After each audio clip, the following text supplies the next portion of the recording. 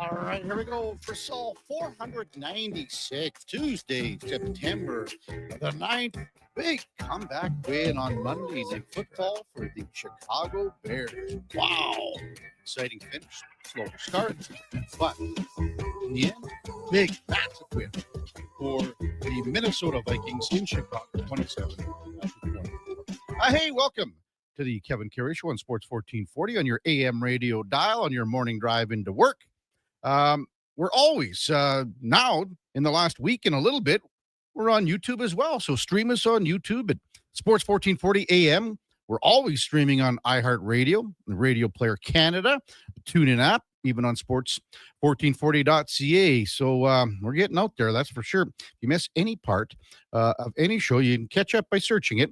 It's where all the podcasts hang out on Apple, Spotify, Google, even Amazon. Just subscribe. It's free. Select the auto download. You'll never miss a second of the show. We're also streaming live on X, Twix, Twitter, whatever you want to call it.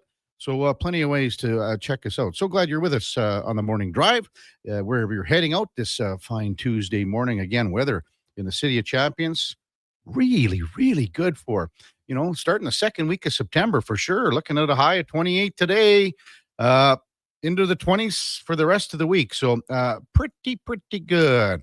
Just can't get away from the text line at 833-401-1440. Eddie Steele, not even working today. Text in. That's a Vikings win, Eddie says. Not too far off from my 31-21 prediction. That's what Eddie picked, 31-21, 27-24 the final. They honored the 1985 Chicago Bears. Man, that was pretty cool to see all those guys, that defense, the monsters of the Midway. And yeah, they lost a couple guys, since passing away. But, to see Jim McMahon on the field, that was cool. He was interviewed before the game. That was something. And I'll tell you what, he probably would have liked, even though it was the Minnesota quarterback, he probably enjoyed seeing J.J. McCarthy settle into the game. Because if you want to really look and tear down and break down J.J. McCarthy's game for Minnesota yesterday, for the first half and into the third, let's be honest, he looked like he was not even close to being a backup NFL quarterback. Never mind a starting NFL quarterback. He looked like he was so out of his element. And especially that Nahshon Wright telegraph pass, 74-yard pick six, put the Bears up by 11 in the third quarter. It's 17-6 with 12 minutes and change in the fourth quarter, 21 fourth quarter points at Soldier Field. First time in history, first time ever the Vikings have scored 21 fourth quarter points at Soldier Field. But, to see McCarthy, the scramble for the touchdown, obviously he got things rolling with the touchdown pass to Justin Jefferson. That's when he started to look like a quarterback. Little bit of a back shoulder pass to Aaron Jones for touchdown number 2, and then he ran in the last one. And that, he looked really good. The quote from Vikings head coach Kevin O'Connell after the game: "There's no way to deny this. We do not win this game unless JJ plays the way he did in the second half." Most importantly, he kept the belief of his football team behind him. Now we know it's possible. So there you go. That was pretty neat to see, because again, halfway through that third quarter, he looked like he wasn't even a backup quarterback in the NFL. Now you got the belief of the team, especially after that pick six. Man, oh man. If you look at it from the other perspective, though, the Chicago Bears pissed this one away. They totally gave this game away when you were in total control for the better part of 3 quarters. And to see exactly what happened was a total reversal. You have 2 games in one. 38, 39, 40 minutes, and then the last 20 is Minnesota. Tough loss for Chicago. Those are the ones, the in-division games. This is the one. Those are ones that get away, and you could see even that first drive that the Bears have. Caleb Williams looked outstanding. They were moving the ball at will on Minnesota. First possession, touchdown. And they looked really good. And then things went awry. Caleb Williams got back to being Caleb Williams, running around, not, kind of getting out of the pocket. It was unbelievable. Unbelievable. Clay says, nah, come on, man. Morning, Kate from the text line. It was the Bears. McCarthy is average at best. Well, still led his team to victory, Clay. Still led his team to victory with 3 touchdowns in the fourth quarter. I will say the Bears let off the gas. Yep.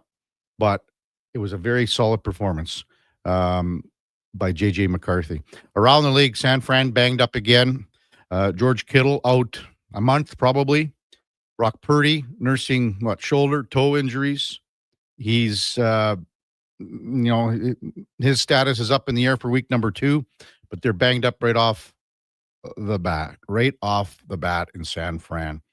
Tomorrow, Oilers rookie report for training camp. So I don't know. We'll have tons to talk about this in the next couple of days for sure. They practice on Thursday. Report tomorrow. Practice on Thursday. Then they've got the game against Calgary here at Rogers Place on Friday. If you look at storylines, also, we'll check things out a little later in the show at 10 o'clock with Liam Harobin from Oilers Nation, also a scout for junior team as well, Liam is. Maybe have his thoughts on who the best number 1, number 2, 3, 4 storylines are. To me, I think it's pretty safe. Everyone wants to see what Ike Howard can do here.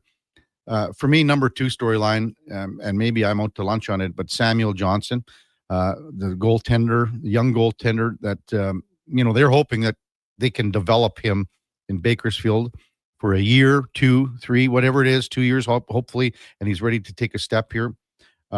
Then after that, it's the big German Josh Szymanski, who's a towering figure at center. Connor Clattenburg's another guy that I think people will be pleasantly surprised about his energy level, what he can bring to the team. There are other players that are older, and you don't really consider them rookies, and they'll be coming in later next week. In like a guy like Alex Regula and Atru Leppinen, these are defensemen that I think Oiler fans are looking forward to seeing what they have. I mean, Alex Regula has been around. Both these guys are 25, 26 years old. Alex Regula has been around a while. I mean, he's drafted in 2018. He's 25 years old. He's played 22 NHL games, but hasn't played in the NHL since 22-23, where he played 4 games with Chicago.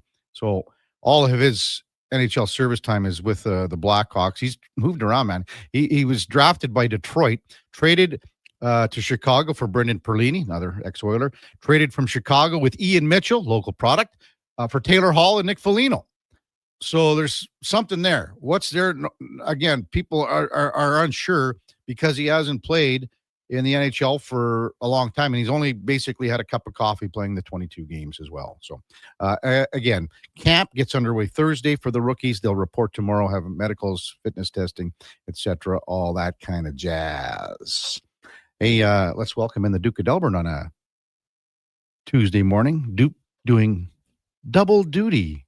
Now, we used to have a thing called perfect attendance, Duke. The old 5 stars. You get a gold star. You put it beside your name. Remember that? Back when you're younger, perhaps in school, at end of your semester, you get some things handed out for somebody that did not miss a single day all semester, all year.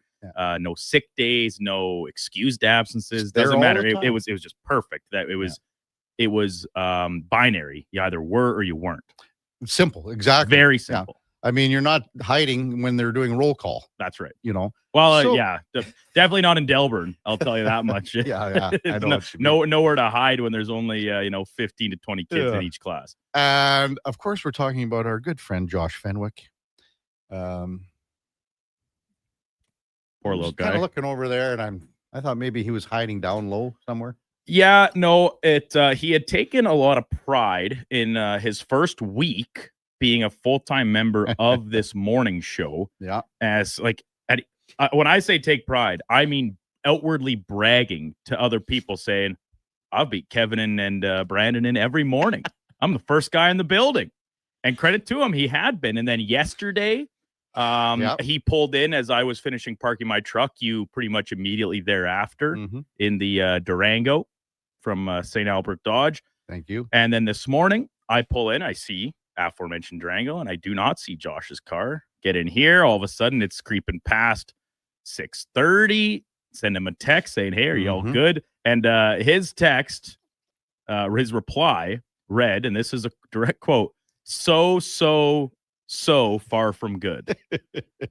And naturally, in that instance, I just quickly scrambled to make sure we try and get the stream up and running. We don't want to kill any of our great momentum we've built to the first week of people online watching on Twitter or X, Facebook, of course, on YouTube. Make sure to subscribe and like everything that we're throwing up there.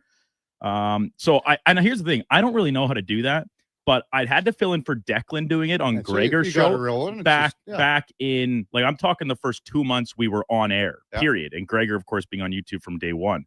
And so I still had that email in the archives of Declan with the step-by-step instructions of setting up the stream, make sure it's being shot out to all the correct platforms.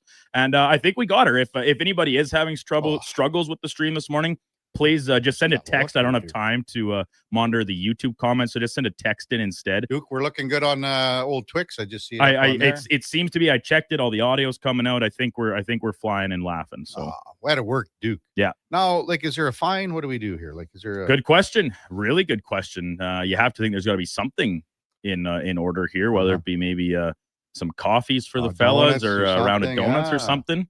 Well. Speak of the devil, and so he shall appear. It is an old Josh Fenwick sliding in. Good to see you, big fella. Matt and Leduc says that's not when KK was in school. When KK was in school, they hadn't invented stars yet. I beg to differ, Matt.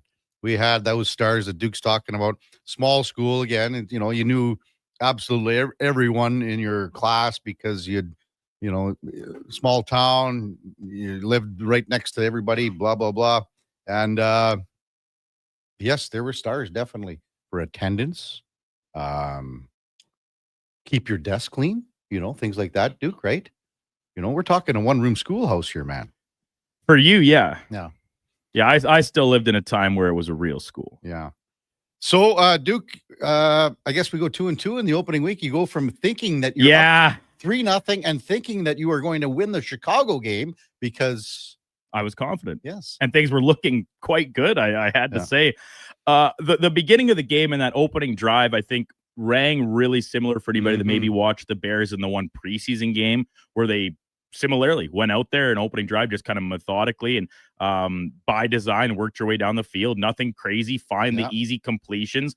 And that often happens in opening drives because they're scripted plays, right? Like the quarterback isn't getting things called into the headset and having to relay in a huddle. Like every player knows what play they are running in order on this opening drive. I get it. And I honestly still think like Caleb Williams isn't at that stage yet to process everything. Like he did well on that opening drive, like you say, Duke. Script, and it usually is very helpful for young quarterbacks because they're not having to think as much. They practice these 10 scripted plays umpteen times throughout the week. And the rest of the game, listen, I thought Caleb Williams did really well using his legs to escape pressure at times. He scrambled. He's an athletic guy. I mean, obviously big and physical, but he does have a little bit of speed to him. The issue still came on throwing the ball and being as accurate as he needs to be with it, right? And doing the right read. Like there was the one he had DJ Moore for a clear touchdown down to the far corner. That was an overthrow, and he overthrew him by a mile. But he off the initial read, he was looking in the flats for Zacchaeus, and Moore was already open. So just to move through reads a little bit quicker and find the correct guy. And then when you have the guy, hitting him because he found the right receiver a couple times, but the throws were not there. Same thing earlier. I think he had Odunze on a post. And wide open, really wide open, but then checked down and went down low. I can't remember who made the reception. Could have been Swift or something like that. But still a work in progress. And a lot of credit to, I know the text came in about McCarthy and being average at best. I think if you average out the whole game, he was average because at the start he was downright bad. Most of the entire first half, frankly. And then in the fourth quarter and in parts of the third, he looked really good and looked like the guy that the Vikings went out and chose to be the team's next franchise quarterback, because talk about sneaky athletic. JJ McCarthy definitely falls, and we saw that on the touchdown scramble. Would have I, on a personal level, biased, selfishly, liked to see Justin Jefferson a little more involved in the offense? I think I would have missed. He's the best receiver, or one of the best receivers in the entire NFL. I lost my fantasy matchup by half a point with Jefferson and Swift both playing last night. So that hurts a little bit. You take your licks, you move on. Coming up on the big program today, we're switching things up off the hop. Brett Myers, been on the show before, long-time NHLer, tough guy, enforcer. Part of a neat little program right now, neat little endeavor, and it's called Unhammered. It's a non-alcoholic beer. And Brant's, front row center on this. You should see his picture on the website, Duke. He's like, you'd think he's a model or something, like just over kind of half Frontier Fremont, half modeling. He's got the big guns out. He could probably twist wrists with Eddie for $1, see what happens. But Brant's going to join us right after the break to talk about this new little venture that he's part of. Mark Spector at 8 o'clock from Rogers Sportsnet. Lorianne Munzer in her 8:40 slot. We got Brian McTaggart, MLB.com, covers the Houston Astros. The Jays take on Houston tonight to start a 3-game setup. 2 up on the New York Yankees, 3 up on Boston. In the American League, the Jays are. We got Liam Harobin, as mentioned, from Oilers Nation. And then Josh Yeo from The Athletic covers the Pittsburgh Penguins in the 10 o'clock hour. When we come back, Brant Myers on the Kevin Karius Show with the Duke of Delburne on Sports 1440, and we are streaming on YouTube as well. Mr. Rooter goes for a fall stroll. Ah, the beauty of fall. These leaves are crunchier than that calcified shower head I replaced this morning. And the earthy yellow oranges and browns are as colorful as the wad of hair I pulled out of the shower drain. Ugh, Mr. Rooter, can we talk about something else? Well, I'm sorry. I didn't realize you didn't like fall. You look about as sour as the sewer line I unclogged yesterday. For a plumber you'll truly fall for, call Mr. Rooter. At Fountain Tire, get up to 25% off select tires, up to $125 off a set of 4 select Goodyear tires, and $50 off $150 service until October 18th. Restrictions apply. Book today. Fountain Tire. We're on this road together, Canada. God said, I need somebody to get up before dawn, milk cows, work all day in the fields, milk cows again, eat supper, go to town, and stay all night at a meeting of the school board. So God made a farmer. Hi, Mike here from Northgate Chevrolet Buick GMC. We are so thankful God made a farmer. For the month of September, it is our goal to feed 500 families. With every vehicle sold, we will feed a family of 4. So please help us reach our goal. Visit us online at northgategm.com. If you're looking for nonstop sports coverage, tune into Sports 1440, Edmonton's only sports radio station. 24/7 coverage comes at you with expert commentary, in-depth analysis, and so much more. We are Sports 1440. Heard of Uline? You know, the have-it-all in stock, ready to deliver shipping and industrial supply specialists. The company that does things for you that are unheard of, like keeping 41,000 items in stock in our own warehouses. With customer service reps on the line to get you what you need when you need it 24/7, 365 every time. Maybe you heard it here first. Want to hear more? Visit uline.ca. ULINE, your shipping and industrial supply specialists. You ever done something you can't be forgiven for? Crave is the exclusive home of HBO originals, including Task, the new crime thriller from the creator of Mayor of Easttown. I'm going to take their money so we can have a better life. Starring Emmy winner Mark Ruffalo. If things go terribly wrong, people want to know why God let it happen. And Emmy nominee Tom Pelfrey. Have I almost thought I am? You never did anything like this. Now, Task, an HBO limited series. Stream now, only on Crave. Subscribe at crave.ca.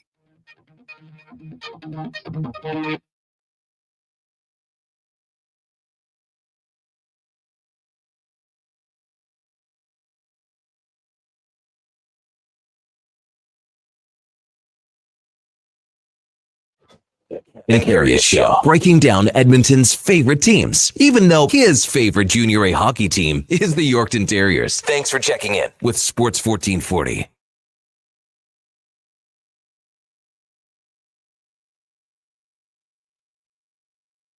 All right, welcome back to the big program, 721 in Edmonton, and time now for the headliner of the day, brought to you by Mr. Rooter Plumbing, getting snakes deep and giving 110% day in and day out for all your plumbing needs.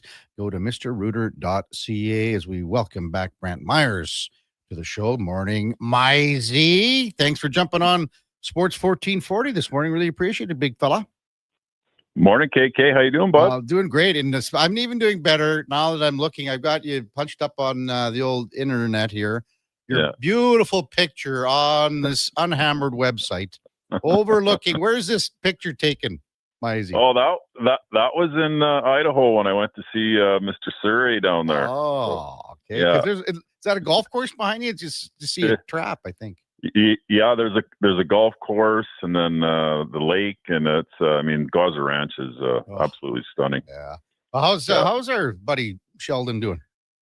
Shelly is doing amazing. It's wild. We both have little boys now. Like I'm 51 and he's turning 50 next year. He's got a 2-year-old. I got a 4-year-old. So God works in funny ways. No kidding. Well, we've been buds for a while now, and this is a new venture that you kind of got hooked up with and doing a great job with. So it's called Unhammered. It's a non-alcoholic beer. So tell our listeners a little bit about how you got going into this venture. Yeah. Well, it was sort of wild. Like, for 20 years I was hammered, and I thought I'd try to, put an un in front of it and see how that worked out. But I literally started, 19 months ago. And I thought that I was looking around at the non-alcoholic options for beers. And, it's just the basic ones. And I sort of wanted to come in and have a little bit of a bolder presence with it. And, sort of like the liquid death of water in a can. And so I started to get to work with a graphic designer in LA. I started a podcast called Unhammered last year and ran that for a year. And then, met up with a guy named Cameron French who owns Alley Cat Brewery. And, we talked about working on a partnership, which is, obviously important when you're a startup. And they've got lots of experience in Edmonton. And then, just went to work, and it's been quite a journey the last year and a half. Well, the design is unreal. Like, how did you come up with the design of the can and all the merchandise and everything, Mizey? Yeah. So merchandise, my buddy Stephen Way, he owns Above and Beyond Promotions, and I worked with him on my painkiller stuff, and when I ran that hockey school for Greater Stride, so we go way back. So he's handled the merchandise stuff, which has been great because that's a little beast in itself. And then the can, I got lucky. I met a girl who worked for Coca-Cola and Nestle in California and did their branding. And so I worked with her and I said, hey, I really want to come up with something that's edgy, but it's got a premium look to it. And so it took us about probably 3-4 months to come up with the can design. And then once we did that, the next step was the liquid, which is obviously huge. So a buddy of mine named Peter Delmont, he worked for Molson's as their top brewmaster for I think 20 years, and he went on to work for a pharmaceutical company, but he decided to jump on board with me here and work with me on the recipe. They created the Corona 0.0, so he understands exactly what he's doing. So we've nailed the liquid down, we've nailed the can down. Now we've got our launch party on the 19th, and where we're going to invite, a whole bunch of people to try this thing out. Yeah. Let's just touch on that launch party. So the 19th, we got it at MKT, correct? Yeah, we got it at MKT. And, we've got an RSVP up until, I believe, 9:30. So from 7 till 9:30 is invite only. And then, after that, I think Century is going to invite some of their clients. Yeah, pretty cool stuff. Brant Myers with us on the Kevin Karius Show on Sports 1440. Well, maybe some of our listeners aren't exactly totally familiar with your story, Brant, but maybe just to fill them in. What are we at now? 17, 18 years sober for you? Oh, it's been, 18 years for any drugs and coming up on 4 for alcohol. Okay, so. Yeah. So maybe just tell our listeners, how things worked for you at the tail end of your NHL career, because it's a hell of a story. Yeah, well, I ended up, I retired I didn't retire. They kicked me out. I was going to say, I like to say I retired, but they gave me a lifetime ban from the league in 2006 for cocaine, failed cocaine tests. Mm-hmm. So I went to 4 rehabs that the league paid for throughout 10 years. And then they paid for my 5th rehab in 2008. And that's when I went away to Oregon I went for 8 months treatment, got sober, rebuilt my life, and then went back to school for substance abuse and got certified. The LA Kings came knocking to my door in 2015 to work with the team. So I did that for 3 years, worked as their, I guess I'd be a wellness sobriety coach. And then I got an offer to write a book on the whole experience in 2021, which was called Painkiller. Mm-hmm. And so I dropped that. And then I just remember I went to Vegas, and I was all my buddies that, I hang out with people that drink still, and it doesn't bother me. But that one night I was feeling really uncomfortable in the bar, and it was probably like, 1,000 people in there, and it felt like I was the only one drinking, and there wasn't really a lot of good options. Mm-hmm. And I remember at that point, I said to myself, man, one day I just want to create something that's really, tasty and something sort of cool to have in your hand. Mm-hmm. And that's sort of where it was built, was being uncomfortable in social settings. Not that this beer is made for people that are sober. This beer is made for anybody, a drinker, a non-drinker, anybody that wants a healthy alternative. But that's sort of how it was spawned from obviously the things that happened in my playing career. Yeah, and there's a lot more options coming on for non-alcoholic beer here. So is it going to be, how do you, what are you hoping to kind of get into the market at this time and be into that area? Because again, there's more and more non-alcoholic companies that are getting going. Well, I love competition. I've always loved competition. So the more, the better. Number 2 is that, I believe it's also who you partner with. And I think that Alley Cat goes back, they just had their 30th anniversary for their birthday. So they got a lot of years under their belt and a great reputation in the city. So we'll partner up with them. They're in a lot of grocery and liquor retail as we speak already. So we'll sort of piggyback off that. And then, I've got some buddies that are just recently out of the game, that I'm going to get to try and get behind the brand. And then, it's just more eyeballs, the better on the thing. Keep pumping it. Yeah. Brant Myers with us on Sports 1440. You mentioned the book Painkiller. I did a story with you on it back when I was at Global, as you say, 4 years ago now. Time sure flies, man. I know. How happy were you, Mizey, with the success of the book? Yeah, I didn't honestly, Kev. I had no idea. Again, like I didn't have any education. I had grade 9, and all I thought was that I'm gonna compile all these journals that I've wrote in for, I guess it would be 12 years, and so I didn't know what to expect. And I guess it's been 4 years later, and we were still cruising up, pretty good on Amazon, and still getting a check every 6 months for the sales. So obviously it's been still striking a chord. And I don't think that, when you talk about addiction and mental health, I don't think that's going away anytime soon. And I think that's probably why that people can relate to it, is because, 1 out of every maybe 3, 4, 5 households deal with this stuff. Yeah. Brant Myers with us on the Kevin Karius Show on Sports 1440.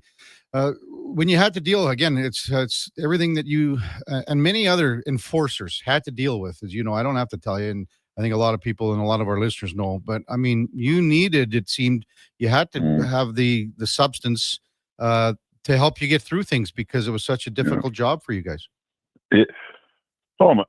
My God, I couldn't imagine. Like, I just woke up and made a coffee and going to get Kane's, I guess his lunch ready for his daycare.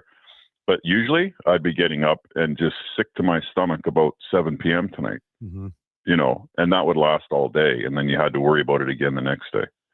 So it's completely changed. Guys lead the league now with 10 majors. I mean, we had that in training camp. So it's completely different. And for me, it was almost a reward system, as I've mentioned before. Okay, I'm going to go out and do my job tonight, but I'm going to reward myself with, alcohol and drugs after the game. And because I just couldn't really, if I didn't have that reward system, that type of role just didn't seem worth it for me. Yeah. Well, we met when you were in Lethbridge. It's over 30 years ago now. Holy cow. But did you have that anxiety even back when you were in the Western League with, Spoke and Lethbridge and places like that? Well, again, I remember when I was 16, like for a 16-year-old, I fought a lot. I had 2 fights. But when I went to Lethbridge as a 17-year-old is when I could get into the bars and drink. I couldn't drink in Portland because it was 21. Yeah. So when I went to the Bridge, all of a sudden I found that remedy that worked for me, because as a 17-year-old, I had like 43 fights that year. So, the alcohol started working early, and then I found something that worked to calm the nerves, and then that just continued throughout. Yeah. Brent Myers with us on Sports 1440. When you cracked the NHL after a quick little stint with Atlanta, just a couple of games there, and cracked the NHL with Tampa Bay, I should say a little longer than a couple games in Atlanta, but what do you recall of that first little bit in the NHL and finally realizing your dream? Well, my dad told me, I phoned him. I said, Dad, I'm getting called up. I'm going to play the Hartford Whalers. And he goes, well, keep throwing, son. It wasn't like he said, try and get a goal, because he knew, right? And so I fought my first shift. I did really well. I cut a guy on the button. And then the next game, we played in Tampa against the Flyers. And I was praying that Dave Brown wouldn't play. And they scratched him off the list after warm-up. So I was able to go and play. I scored my first goal in my second game, and then I scored again, I think it was 2 games later, against Quebec. And my point to that is that I did something early on to make them write my name down, to make them keep me around for a little bit. And if I would have got called up and got beat up in my first fight and only played a few shifts and didn't do anything, I would have been sent down. Yeah. So I think it was really important for me to come out of the gates, steaming. I think we always said like Daryl Sutter was a big guy to help you along too. Yeah. Oh yeah.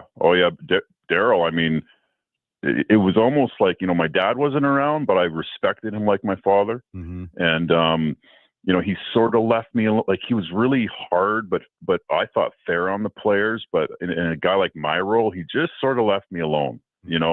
And he was good to his word. Every time I got suspended, he'd say, "Hey, I got a contract for you if you can get your life back together." Yeah. And he did. Yeah. Well, that's, I guess, to lead to the support. I mean, Daryl wasn't the only guy that helped you along, at the tail end here. Maybe just touch on that support group that, helps not just you, but a lot of other players, people just to get through some tough times. Yeah, I mean, listen, in a competitive world like the National Hockey League, there were guys like Barry Trotz that explained to me that ran in his family, and he was really supportive in Nashville when he was there. And then I had some players like Dave Lowry and Paul Coffey and Owen Nolan and certain guys that sort of took me under their wing when I was really going down a bad path. And you remember those, like I'm 50 now, and I remember those guys today, so even though I was only 24, 25, they had an impact on me. And then when I got out of the game, there were certain people that I had as my sort of sober tribe, and Sheldon was a guy that we reconnected in 2016 and became really close. And I just think whoever it is that you can't do this thing alone, and you definitely need a support system. Texter Kareem just wants to know again, how will Unhammered be distributed, Mizey? I'll be going door to door. No, just kidding.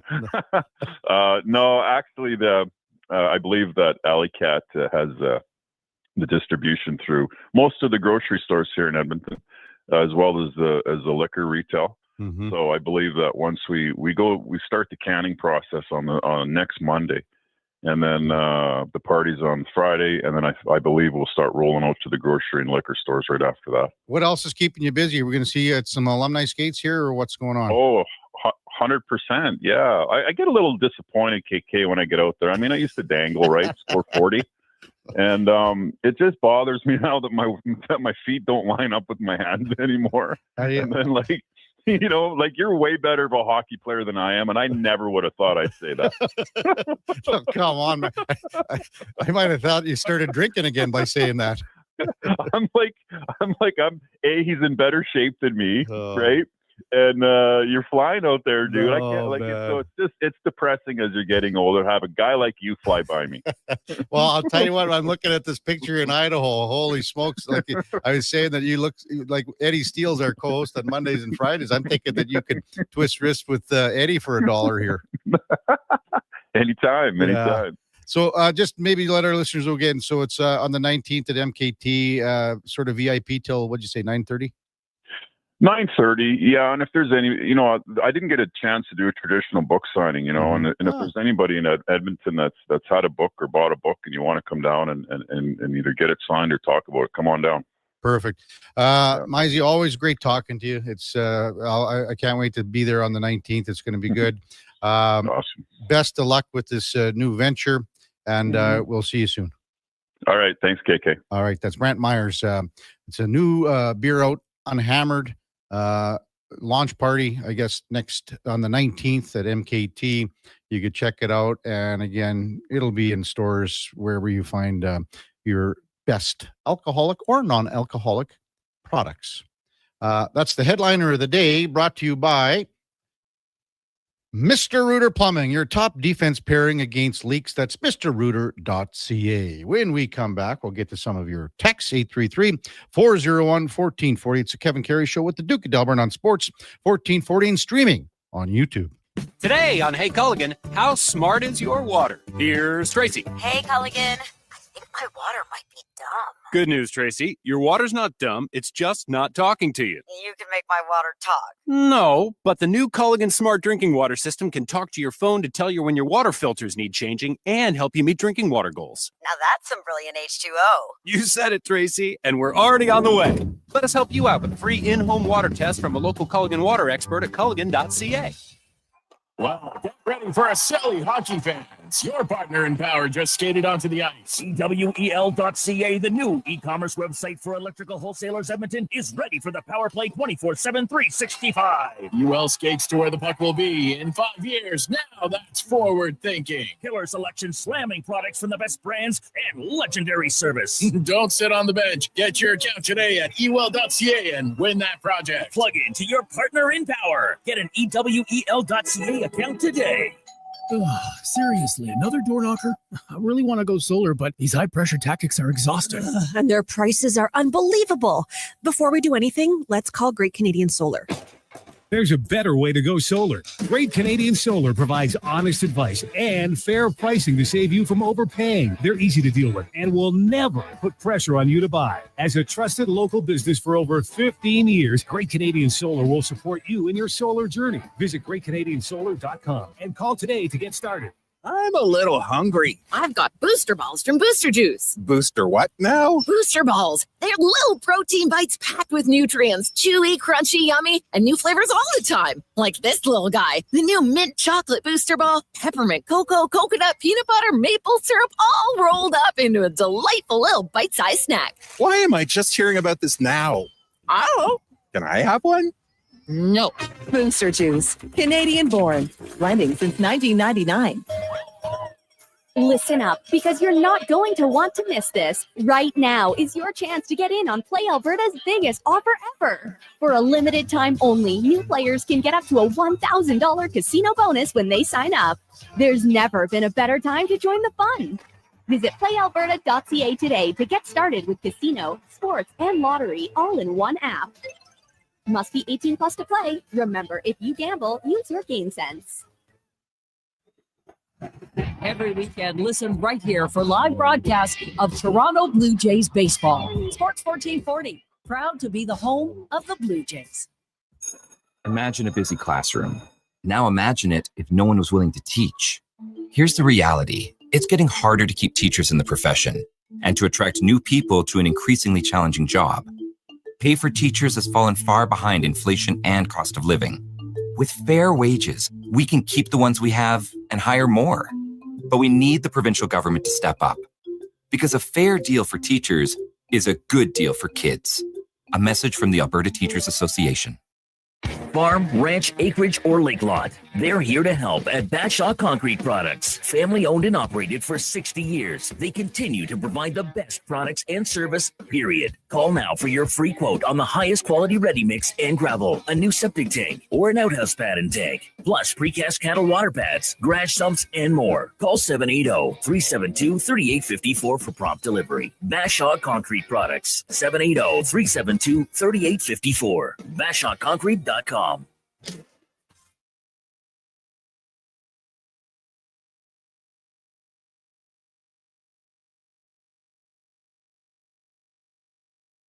Have your sports curiosity cured with the Kevin Karius Show. This is Sports 1440.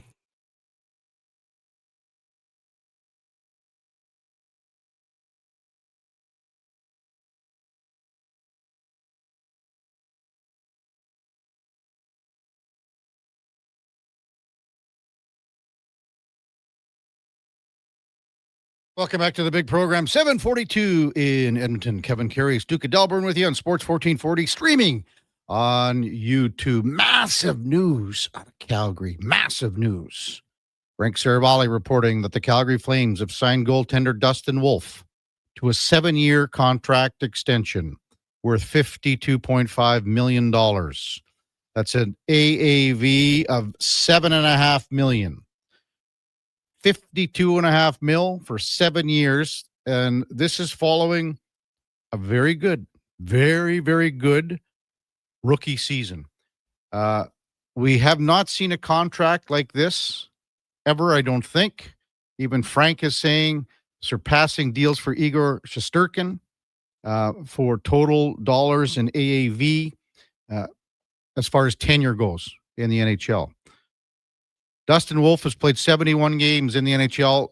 Most of them were all last year, 53, had a 2.64 goals against average. His goals against average is 2.73 in 71 games, a .906 save percentage. If you're wondering, Stu Skinner has played over 100 games more. His goals against average is basically the same, 272. It's actually a tad better. His save percentage, .906. Almost identical numbers as Wolf has with 100 more games played in the regular season. We all know what the contract situation is for Stu Skinner. Final year, $2.6 million. If you don't think that Stu Skinner is going to get some sort of an offer in the same ballpark as Dustin Wolf is, I think you just don't like Stu Skinner, and you're mad at him. You're upset with him of how he's played in the playoffs, most notably last year in the playoffs. I think you would say 2 years ago, his numbers in the playoffs, they were just fine. 2.45 goals against average in 1,373 minutes played. Save percentage was .901. Last year, they fell off. We know that. 299 goals against and an .889. But his regular season numbers with 100 more games played are the same as Dustin Wolf.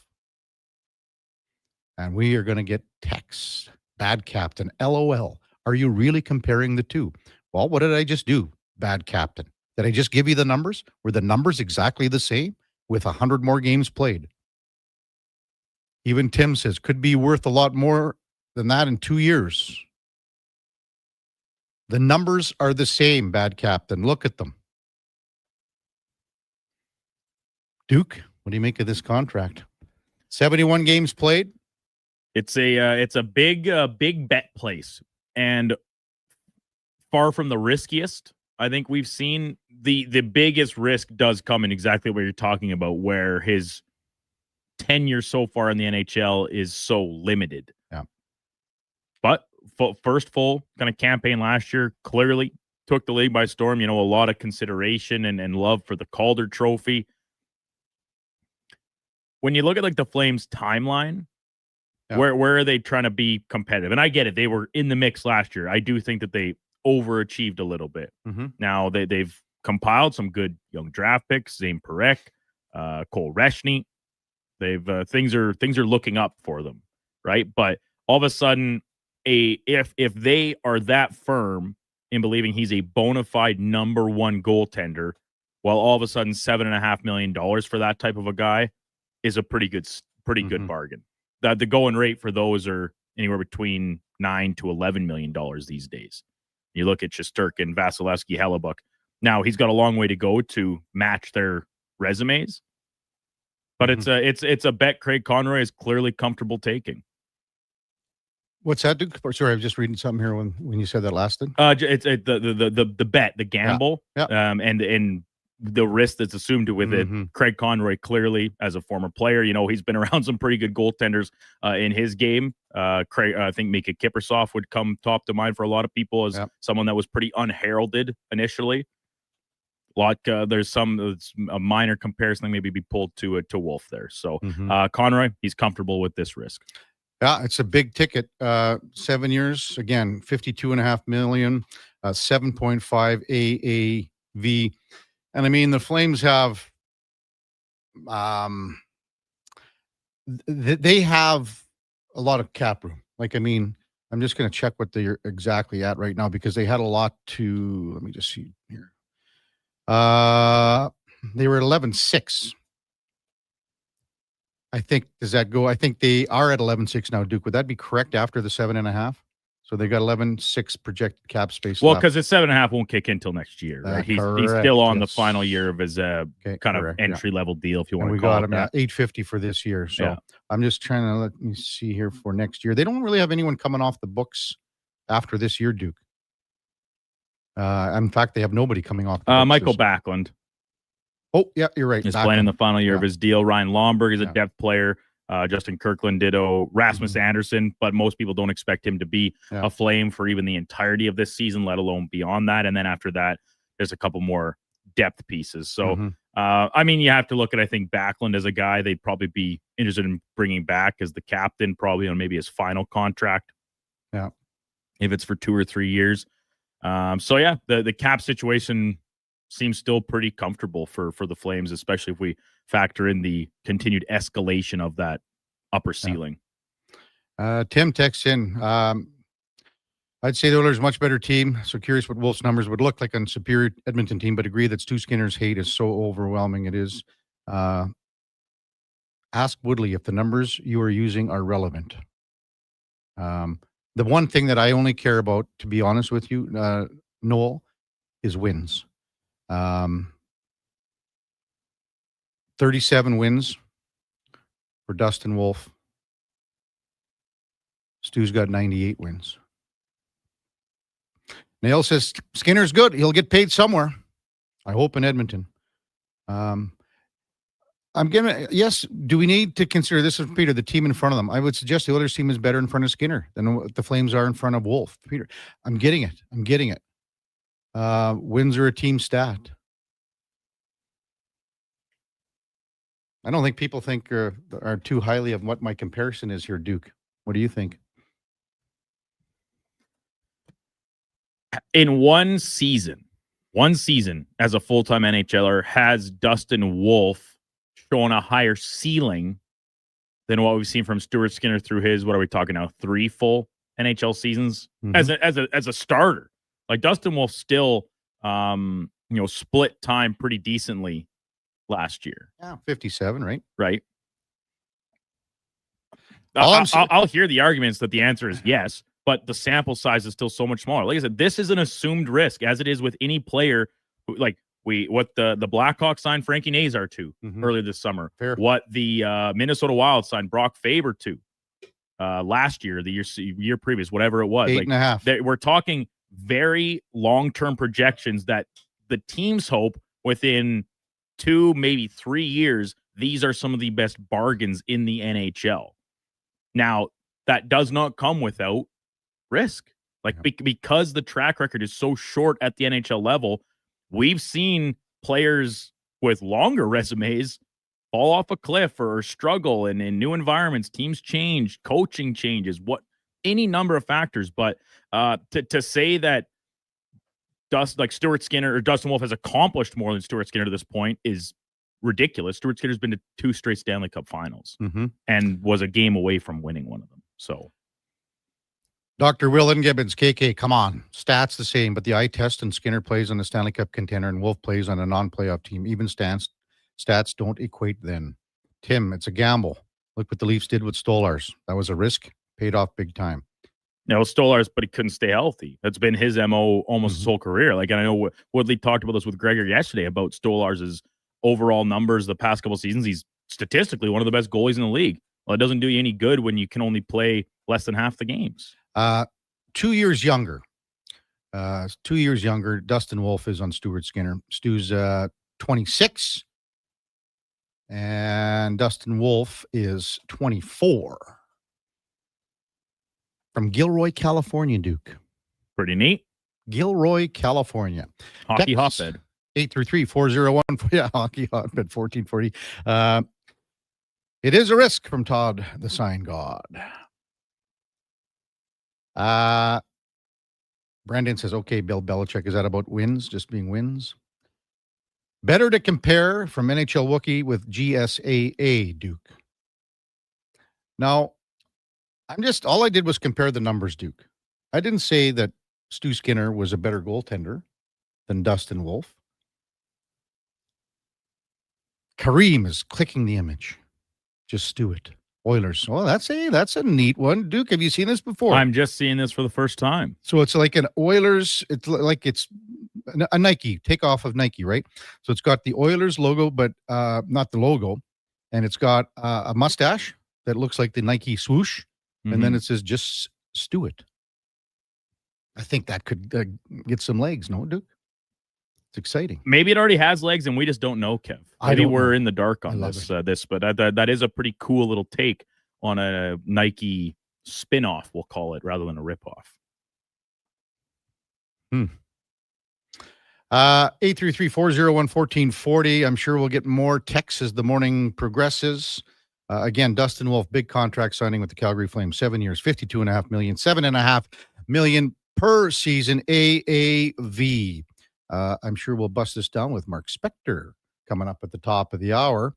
Also coming up on the show, we've got Lorianne Munzer at 8:40, Olympic gold medalist from 2004.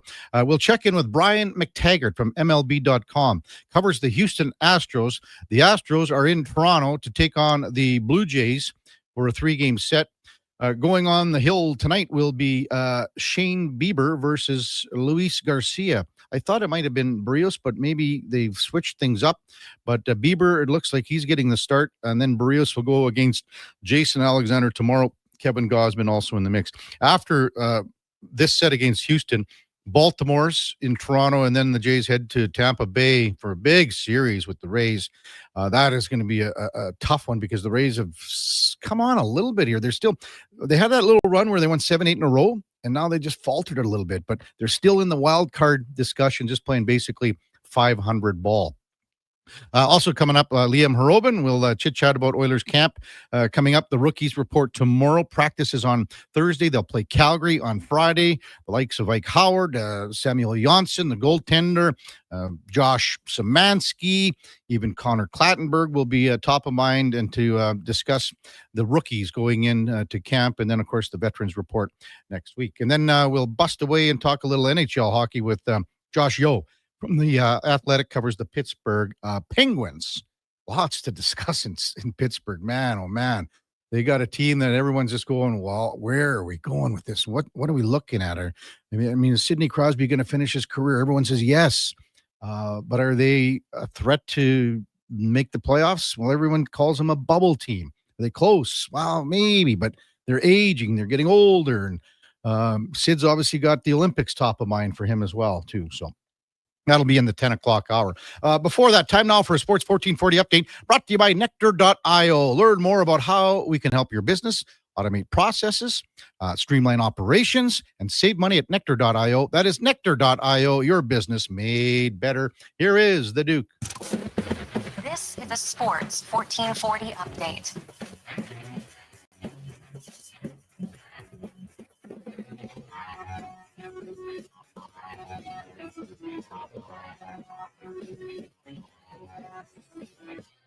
Breaking news out of the NHL this morning. Calgary Flames signing goaltender Dustin Wolf to a 7-year, $52.5 million contract extension.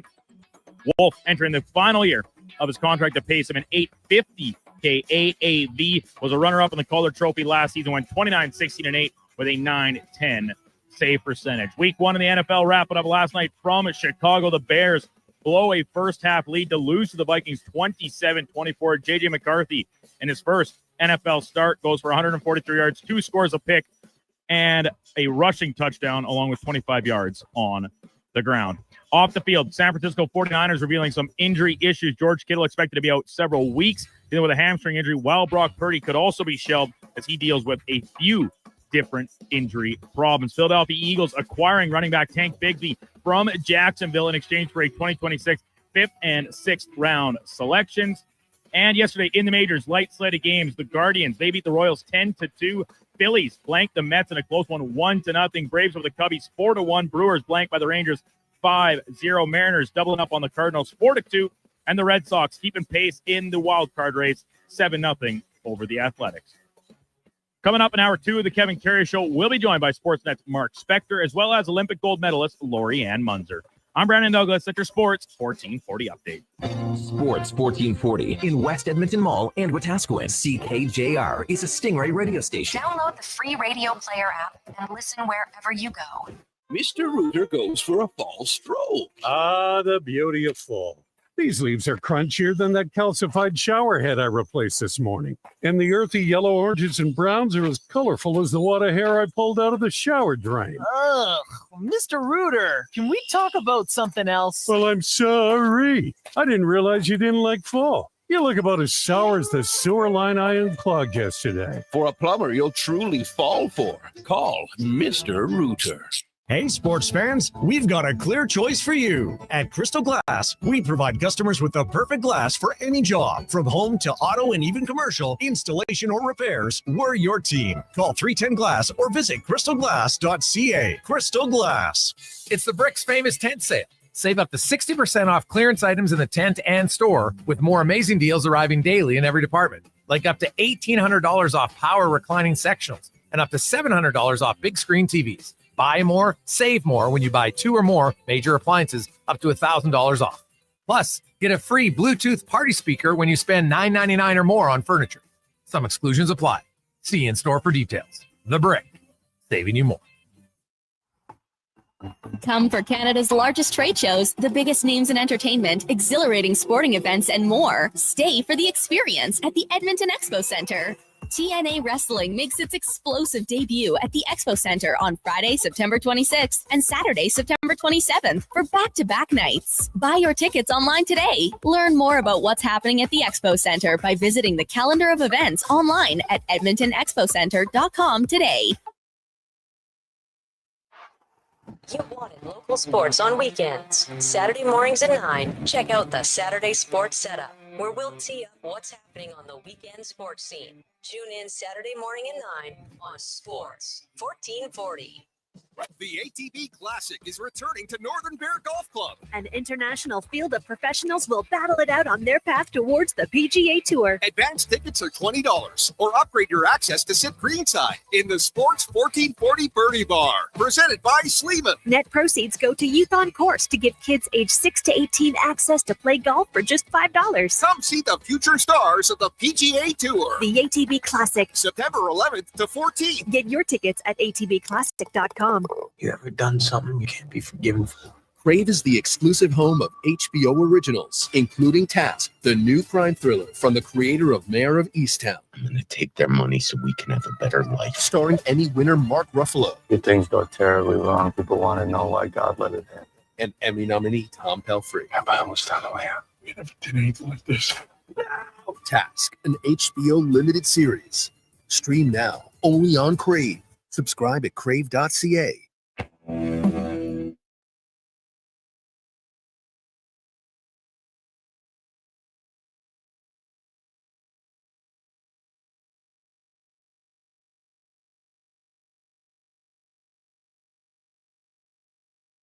Just in time for the morning skate.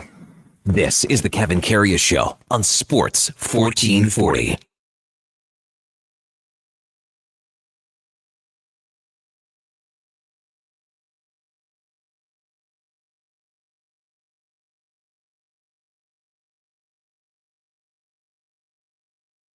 streaming on YouTube as well. And time now for On the Mark, brought to you by Northgate Chevrolet Buick GMC. Buy a new vehicle today and help feed families all month. In September, for every truck sold, Northgate will feed a family of 4. See all their vehicles at northgategm.com. As we welcome in Mark Spector from Rogers Sportsnet. Good morning, Spec. Morning, Kev. What's going on? Wow, big news out of Calgary. Dustin Wolf signs 7 years, $52.5 million contract extension. Kicks in next year, a 7.5 AAV starting next year. What do you make of that deal? The guy's played 71 games in the NHL.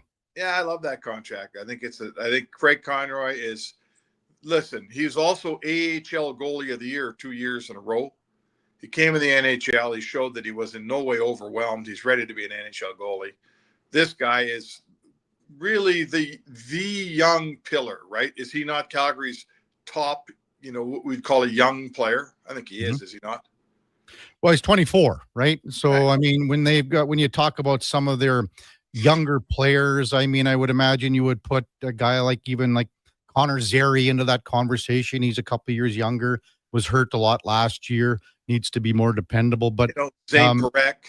Yeah, I mean, Matt Coronado, he's a younger guy too, right? So but just finding his way into the league. But for the most part, I mean, Kadri's into his 30s, staying with Huberdeau. He's 31. Blake Coleman's 32. They got some guys that are a little older. So this is a younger piece for sure.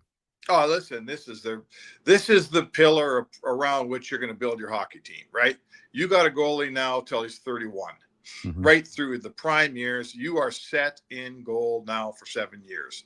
And as anyone who doesn't like the Oilers goaltending or who decries the fact that, they think it should be better, when you get a really good young goalie, you know how important he is to your team. So I love the signing. If I'm the GM down there, I sign him to 7 or 8 years as long as I can as well. So I'm taking a little bit of heat from the texters this morning, Spec, because I drew a comparable just with stats between Stu Skinner and Dustin Wolf, in the sense that their stats are almost identical, with Stu playing 100 more games. So I guess, to my point, what I'm getting at here is that Stu's going to get paid here too at some point. And it could be, I think the number is going to be a lot higher than people expect it's going to be. Oh, how many playoff wins does Dustin Wolf have? 0. How many series has he won? 0. How many cups has he taken his team to? Everyone keeps saying, well, you can't compare him because there are, Stu's on a Stanley Cup contending team and Dustin isn't. That's what everyone's saying to me this morning. If Dustin Wolf accomplishes as much by his 26th birthday as Stu Skinner has, I'm wearing a Sports Central hat. I'll put it on a plate, chop it up, and eat it. Listen, Stu Skinner's going to be a $7 million goalie. If you don't like it, go find another goalie. His playoff record, the amount of wins he's had, the amount of series he's won. I predict that he will have an outstanding season this year, a much better season than last. His numbers will go north, and that, of course, will take his salary north. The Oilers might find themselves in a salary crunch here, Kev. I mean, they probably will. They've paid Bouchard, they're paid Draisaitl, they're going to have to pay McDavid. We know that. They're going to have to pay Skinner. There could be some issues here. I'm not saying there isn't. Or you trade guys away. Like, go ahead and trade Skinner. Where's the next goalie coming from? Who's he going to be? How's he going to be better? Is there a better goalie out there? I don't think so. So my point is the same as your point. Dustin Wolf's making, 7.5 here? Yeah. Yeah, Skinner's going to make 7.5. Yeah, that's kind of what the number that I was looking at, Spec, to be honest with you, is somewhere in starting with a 7. Yep. I don't think Oiler fans like that number, but that's the way it is. And I mean, they have a little bit of cash coming off next year in Henrique, and I mean, they have to do something with Wallman yet, and they have to figure out what they're going to do with Matthias Ekholm too. So I would imagine Ekholm's number is going to come down a little bit, I would imagine. So we'll see what happens. Hey, cap goes up. You listen, that's what they pay Stan Bowman for, is to figure all that out. But at some point, if you want to field a team and you want to keep a whole bunch of guys that make more than $7 million, you got to make some tough decisions, So we'll see what those decisions are, but you only get so much money to work with. Yeah. Mark Spector with us. So when you look at Calgary, do you think that Calgary is a playoff challenging team this year? Challenging team, yeah. They are a playoff challenging team. Mm-hmm. I don't think they have enough to be a playoff team. I think to me, let's boil this down, Kev. Yeah. Vancouver and Calgary aren't both making the playoffs. Like, they're not both making it. Mm-hmm. So which one do you think is? I still think if Thatcher Demko is healthy, I like Vancouver better. What about you? Yeah, I mean, he's a critical part, obviously. Elias Pettersson's got to get back to where his game was. They're not going anywhere without him being, call it a 100-point guy. I just don't see it because, he's untradeable now. I just don't see Vancouver doing anything without those two guys. So maybe that's easy to say. Calgary plays more like a team. They have for a while. So I think they'll challenge Vancouver, but I think they're just going to be short. It's like they weren't that far out last year, Spec. So maybe a team like LA takes a minor step back. You never know there. So there's always that possibility. Like LA is a wild card to me because if you think they finished ahead of the Oilers last year, but I don't know if they did enough in the offseason to get to where they think they are compared to last season. Good question, right? Let's watch it unfold. But looking at the rosters here before camps even opened, I don't, first of all, they're going to move Rasmus Andersson this year. Mm-hmm. And that's going to be, it's if they're in a position to make the playoffs at the trade deadline, that's going to be the toughest decision of Craig Conroy's life here. Yeah. Because I know they're intending to move Rasmus Andersson. The intention is not to let him walk the way Marner walked. They want to move him and get commensurate assets. And frankly, the time that teams overpay the most for a player like Anderson is at the deadline. So if I'm the GM in Calgary, I'm hanging on to Anderson for the deadline. Now, if I'm 5 points in the playoffs or 4 points in the playoffs and the deadline comes and I'm trading away my number one defenseman, oh boy, that's going to be a tough moment. So that's big. They're not trading Kadri. No one's taking Huberdeau. So you know what? I just don't think they have the depth up top. I don't love their defense much either. So, and if you take Anderson off it, I really don't love it. So no, I guess I'd say to you, I don't think Calgary's a playoff team. I like them. I hope, the world's a better place, Kev. The world's a better place when Calgary's good and Edmonton's good and they're fighting over the same bone, right? That's what we love. Calgary's not there yet. Well, you wrote a book on it, Spec. I did write a book on it. That was a long time ago, buddy. Did you see that little plug for you, Spec? Yeah. Thank you very much. Battle of Alberta is still available on Amazon. We had Brant Myers on earlier. He says, what's that? I was listening on the way in. Yeah. Yeah. So we had Brant on and he said his book he's still getting a little royalty check every once in a while from Amazon. Just like you. Does that show up monthly in your mailbox? I can tell you that royalty check is, when you said little, that was an overstatement, buddy. Yeah, I remember, I think when you were doing the book, he said, you don't make any money writing books, so you don't make any money. You don't make much money. Anyone wants to write, it is a labor of love, and that's okay too. You know, when I'm a writer, a guy should have a book or two on the shelf. But anyhow, listen, I heard Brant Myers, and I really admired what's going on there. He's man. I mean, I remember Brant Myers when he was in the thick of it with his addiction. He was playing, he was fighting every second night. And he was, as I think I can say this now, he was as many addicted people are, not just hockey people, but he was sort of selling you a bill of goods. Oh, I feel great and I'm good and there's nothing wrong with me and I've got it kicked, and he didn't have it kicked, and you always kind of never thought he had it kicked. And to see him today as healthy as he is, and well into sobriety and off on a business venture and coming out the other side of this thing, man, it's a real nice tale. Everybody go out and buy a 6-pack of that Unhammered. Yeah, Unhammered, man. Unhammered, yeah. Yeah, I'll go buy some just to support an old friend. Yeah, for sure. Mark Spector with us from Rogers Sportsnet. So Oilers rookies report tomorrow, Spec. Practice on Thursday, and then they play on Friday. So we're right back into things here. We're right back into things. Let's go. We're at the rink Thursday. We're at the rink Friday night, Kev. I'll be at the rink Friday night covering a rookie game. You going to be there? Well, I was going to go to the Bears football game. I don't know. Oh, were you? I was thinking about it. We'll see. Yeah, what I like that idea too. See what Duke has to say. Yeah, well, he's my wingman at these Bears. If you're games. going with Duke, take an Uber, will you? For him. Both I'll of you. be okay. It's him. He's the Both guy of that you. we go to the games spec, and Duke sees about 3 minutes because he's standing in the beer line. Yeah. And then we went one time. He was standing in line with, I can't remember who he was with, but he was standing in line, and the line was 100 deep. I just zipped into the alumni room there. You know, you've been in there, Spec. Yeah. I zipped in there and I picked up 4 nice cold beer, and I just walked right by him in the line and said, "See you later, Duke." Veteran move. Veteran move, Spec. Veteran move. What did the Bears? Didn't the Bears open last week? They lost 2 in a row now. They opened at home to Saskey. They lost that one, was 28-20. Then they went to Regina last Friday and they lost to the Rams. So, you know what Yogi Berra used to say, Spec, it gets late early around here because you got an 8-game schedule. You're a quarter of the way through.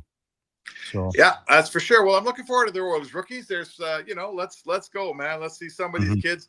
You don't get to see much of them. I can't believe that they get one practice Thursday and they're playing a game Friday. I don't expect special teams to be real sharp on Friday night, but no, nothing. I mean, again, to me, and we discussed this too, Spec. I mean, Ike Howard is quite likely the number one storyline going into rookie camp because people want to see people. You know, you can say, "Well, I watch this guy." You haven't seen him in person, so let's be honest. And I told you yesterday, for me, Samuel Janssen, the goaltender. For me, he's the number 2 that I want to see. yeah, okay. You know what? Like, you need the good news is, I mean, Stu Skinner's 26 years old and he's going to be here for a while. You would think, but you got to keep the pipeline going. You need young goalies coming up, and you know, even when you think you have them, like I remember a few years ago, the Calgary Flames had like 3 young goalies. This was maybe 10 years ago. And they were all coming up together. And I remember Daryl Sutter saying, one of these guys is going to be there. We got 3 young guys that are going to make it. You know what? None of them played, right? None of them played. So goalies, you got to have 1 or 2 in the pipeline. Is Sam Janssen the guy? I don't know. I think I heard you with Russo the other day, or maybe it was Gregor. Who was the kid in Minnesota that everyone wanted Edmonton to draft him? Wallstead or something? Jacob Wallstead. Yeah. Jesper Wallstead. Thanks, Duke. Yeah, he's struggling in the minors. We're not sure if he's going to play. Kosa, right? Kosa was the unbelievable young goalie coming up. Draft him. He's had his struggles on the way up. Like, you never know with goalies, man. You just never know. Yeah, that's for sure. So you're going to be out and about now, Spec. This is like, you know, it's just like a rebirth in spring for you, but it's fall. Yeah, that's right. Yeah, actually, I'm in town today. I'm downtown. I'm going out to Northgate to see Mike Lowe and the boys and pick up a new ride out there. So really, yeah, looking forward to a visit. Say hi to the folks out there Mike and Lowe, help feed a family. Kev, help feed a family. Yes, Mike Lowe's a big time operator, Spec. I know that. Yeah. Yeah. I'm not sure even what that means, but I'll just agree with you. Well, you know, he sends me lots of emails to go to do some world's longest game stuff again, to go skate, this and that. So, oh, he's doing the world's longest game. No, I think it was the last time. I never did it the last time. It was during COVID. Maybe it's coming up this year again. I don't know. I haven't talked to It is coming up. It's coming up in year. February? Yeah, I ran into someone who's doing it, and oh boy. Unfortunately, I'm working, or I'd be all over it. Yeah, whatever. You would not last 10 seconds out there.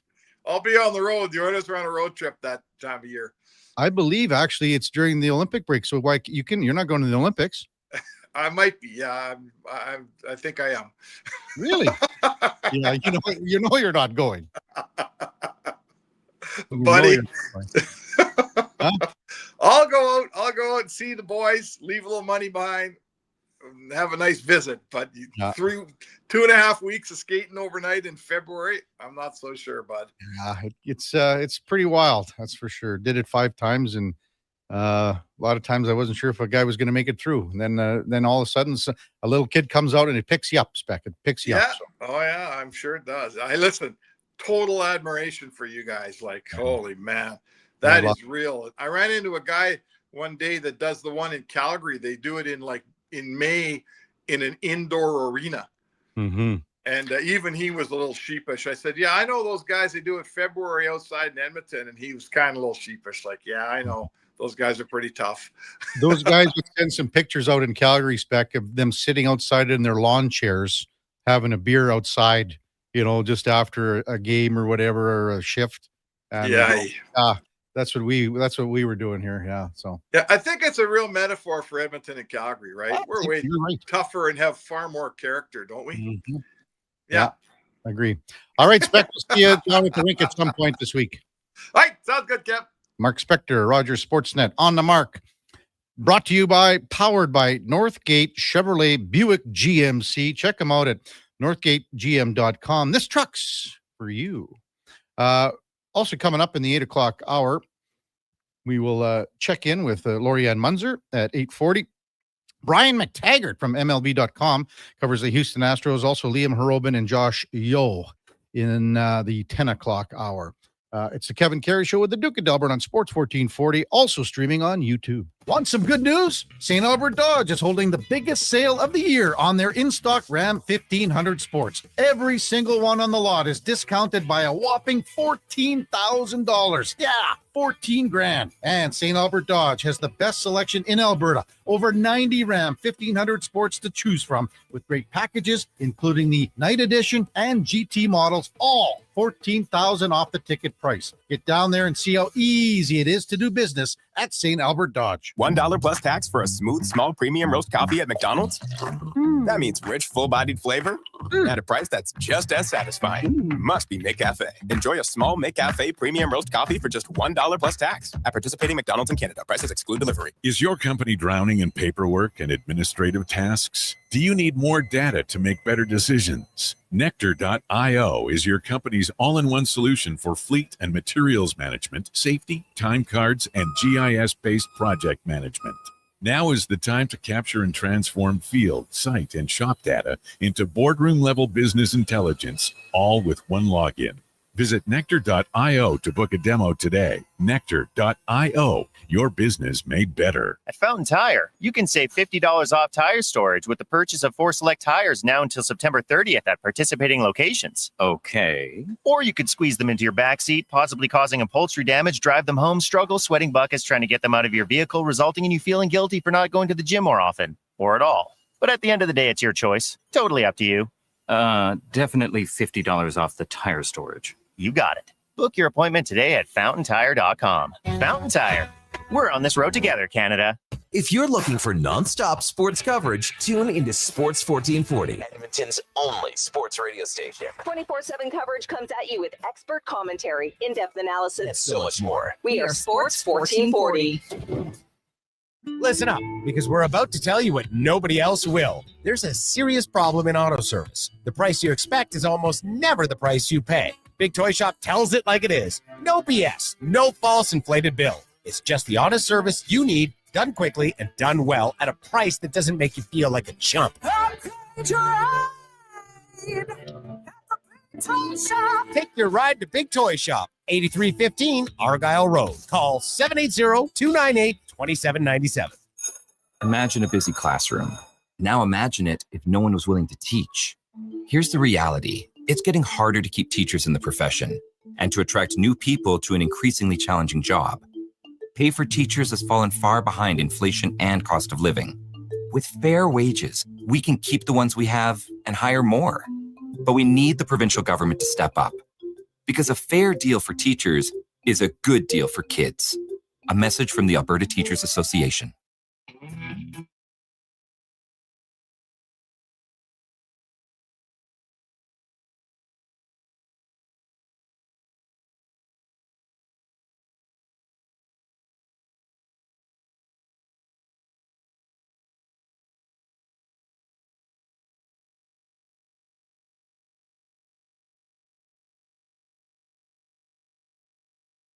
Have your sports curiosity cured with the Kevin Karius Show. This is Sports 1440.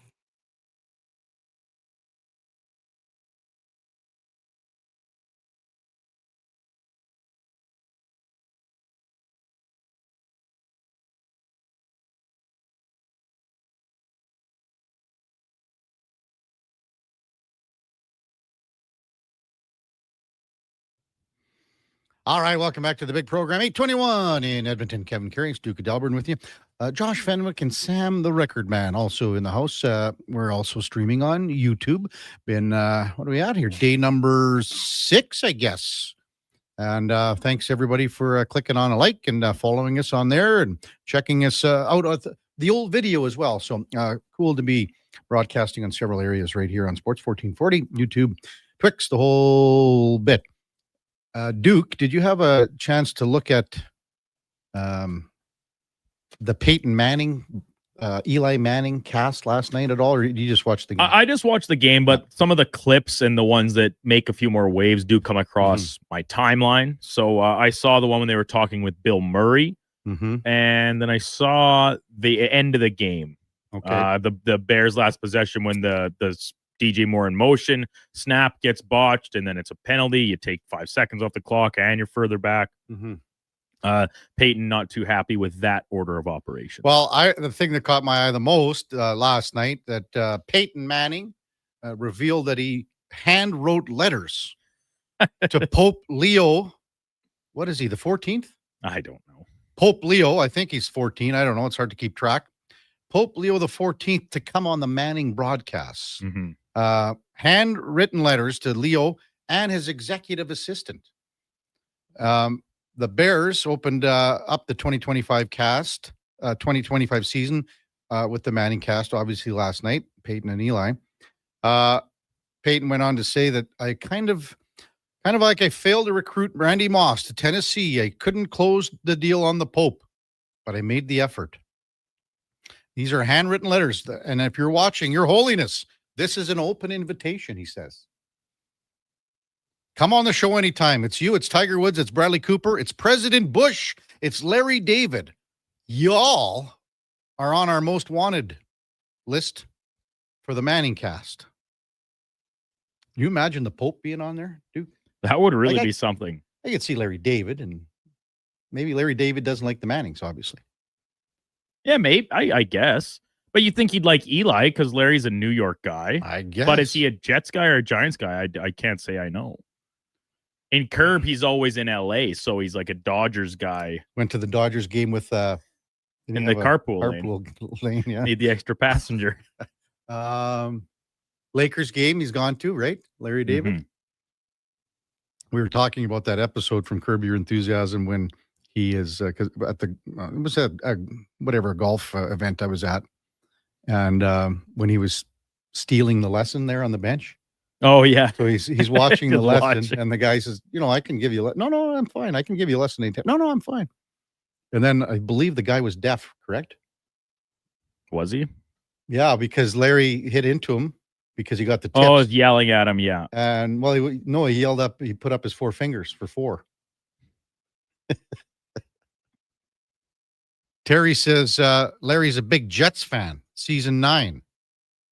I have to think about that episode, Duke. Jets fan. So did he go to a game? Must have. That's pretty decent. Maybe he's cursing Mark Sanchez or something. You never know. He could very well be.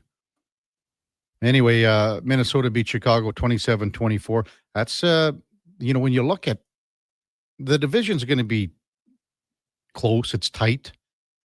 But when you think about it, with Detroit losing right off the hop here, so you got Packers and Vikings at 1-0 after NFC North play. Packers and Vikings 1-0. Bears, Lions 0-1.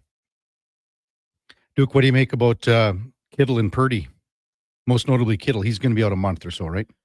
Yeah, several weeks. Anyway, tough news for the Niners. And what do you make of it, Kevin, that just certain teams always seem to pile up injuries more? Is it a matter of their training staffs are not as good, and sometimes it's just like an impression. They don't actually get injured any more than other teams. Like, and I mean across sports, not just the NFL or hockey. You know, take your pick. Like, is it because that they don't invest enough in their training staff, in their facilities? Is it because the style in which they're designed to play demands that much more physically from the players, that they are more prone to injury as a result? Because when you look at the Niners, like, injuries are what completely derailed their season last year, right? They could not field a team of competent players. They have one of the best rosters, but they have yet to find a way in the past few seasons to keep them all on the field at the same time. All really good points. I can tell you a story from years and years ago here, Duke, with the Oilers. Ethan Morrow's brother, Chad Morrow, came in for a few years as the Oilers' strength and development coach. And right around that time, the Oilers seemed to have more injuries than they ever had before. And there were always whispers about the way that they were doing things off the ice and how they were developing and, you know, training and things like that away from the ice, that led a lot of people to believe that system that was put in place hurt more players than it was helping them. And that was common knowledge from years and years ago. And we're talking 20 years ago, Duke. So this was something that was not talked about like openly in the media, but there were always whispers with, certain players that maybe had come and gone, and maybe players like that were injured or something like that. I mean, I saw some stat about the Niners leading the league almost every year, it seems, for the last 4 or 5 years. If Purdy can't go, I don't even know who, like, I sent the thing out to MTR, the tight ends. Who are the tight ends in San Fran? I sent to MTR a text about it earlier, who he liked better. And I think that he said neither of them. Well, in a salary cap league, and Tongas and Farrell, the NFL salary cap makes about as much sense to me as literal witchcraft. But when you have as many high profile players as the Niners do, you just paid Brock Purdy, you have Christian McCaffrey, Brandon Ayuk got his big deal last year, George Kittle, one of the richest tight ends, if not the richest in the entire history of the NFL, Trent Williams up front, right? And they let a few guys go on defense, sure, but Nick Bosa, like, that means that you're probably not as deep at certain positions. And when you look at the Niners tight end depth chart, Luke Farrell and Jake Tongas, we saw Tongas in the game. I think he made a couple catches. Behind Purdy, Mac Jones time, which is crazy. It's kind of weird the way things end up working out roundabout ways. The Niners traded up in that draft to take Trey Lance, gave up a king's ransom of picks to get Trey Lance. Mac Jones went later, and everybody thought Mac Jones was the guy Kyle Shanahan wanted. Yeah. And here we go. Mac Jones is now a San Francisco 49er and could be on deck to get his first start in those colors. Text 833-401-1440. JDO says the Pope's a big New York Ranger fan in real life, or is that Larry David? Sorry, Larry David is a huge New York Ranger fan. JDO says the Pope is a White Sox fan. Yeah. He went to a White Sox game about 20 years ago. They gave him a shirt and everything, a jersey. But Larry Chicago, David, I mean, hey, when you grow up in Chicago, I think regardless of what you do, it's pretty much you have to pick a side. If you're a South Sider or a Wrigleyville guy. Correct. Dallas texted in a while back. What are the tickets for that rookie game Friday night? Might not be a bad night out. I believe it's $20 a ticket, Dallas. Yeah. He goes, yep, very reasonable. So I don't know, Duke. Is it Bears football, or should a guy go to this rookie game? Well, I've already been to a Bears game this year, Kev. I know you have. And you were too busy to join me, so I had to go by myself. How were the beer lines for you? Did you not? Short. Why? Why? Because I only had to order 2 at a time instead of 4. Well, that's not my fault. Who were you with? I wasn't there with anybody. I went by myself. You can still get 4 if you want. No. Well, you get someone. You get someone to carry them for you, Duke. No, and I stood.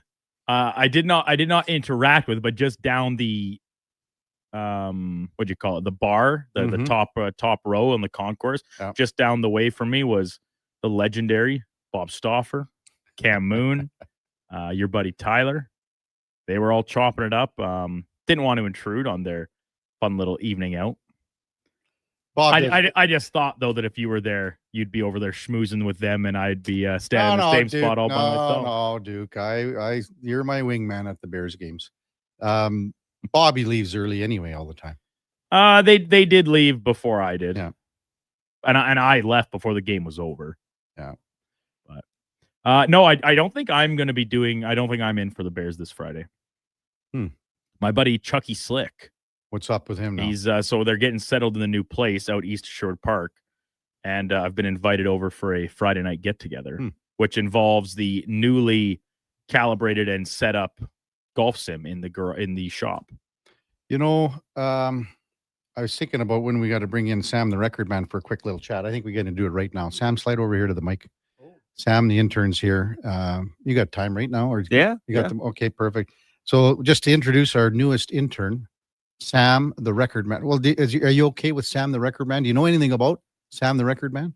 I didn't think that was anything outside of my nickname.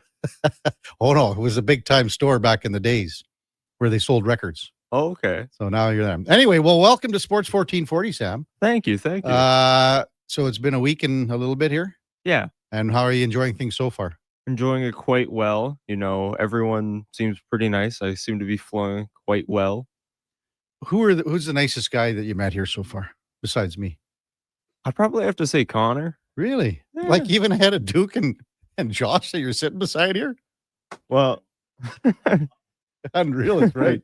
Duke's really nice, and so is Josh. But Connor's the nicest. I'd say Connor, yeah. And who's the meanest? Low Tide?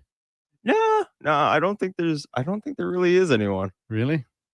Well, so tell us a little bit about yourself. Okay. Grew up pretty much in and around Edmonton from about 2005. Became a big sports guy when I was like 14, less of playing it and more of watching it. Okay. I guess my favorite team is the Canucks. Oh, I'm man. an Arizona You're Diamondbacks in big fan. trouble. Why the Canucks, man? Roberto Luongo. Oh, okay. Yeah. Bobby Lou.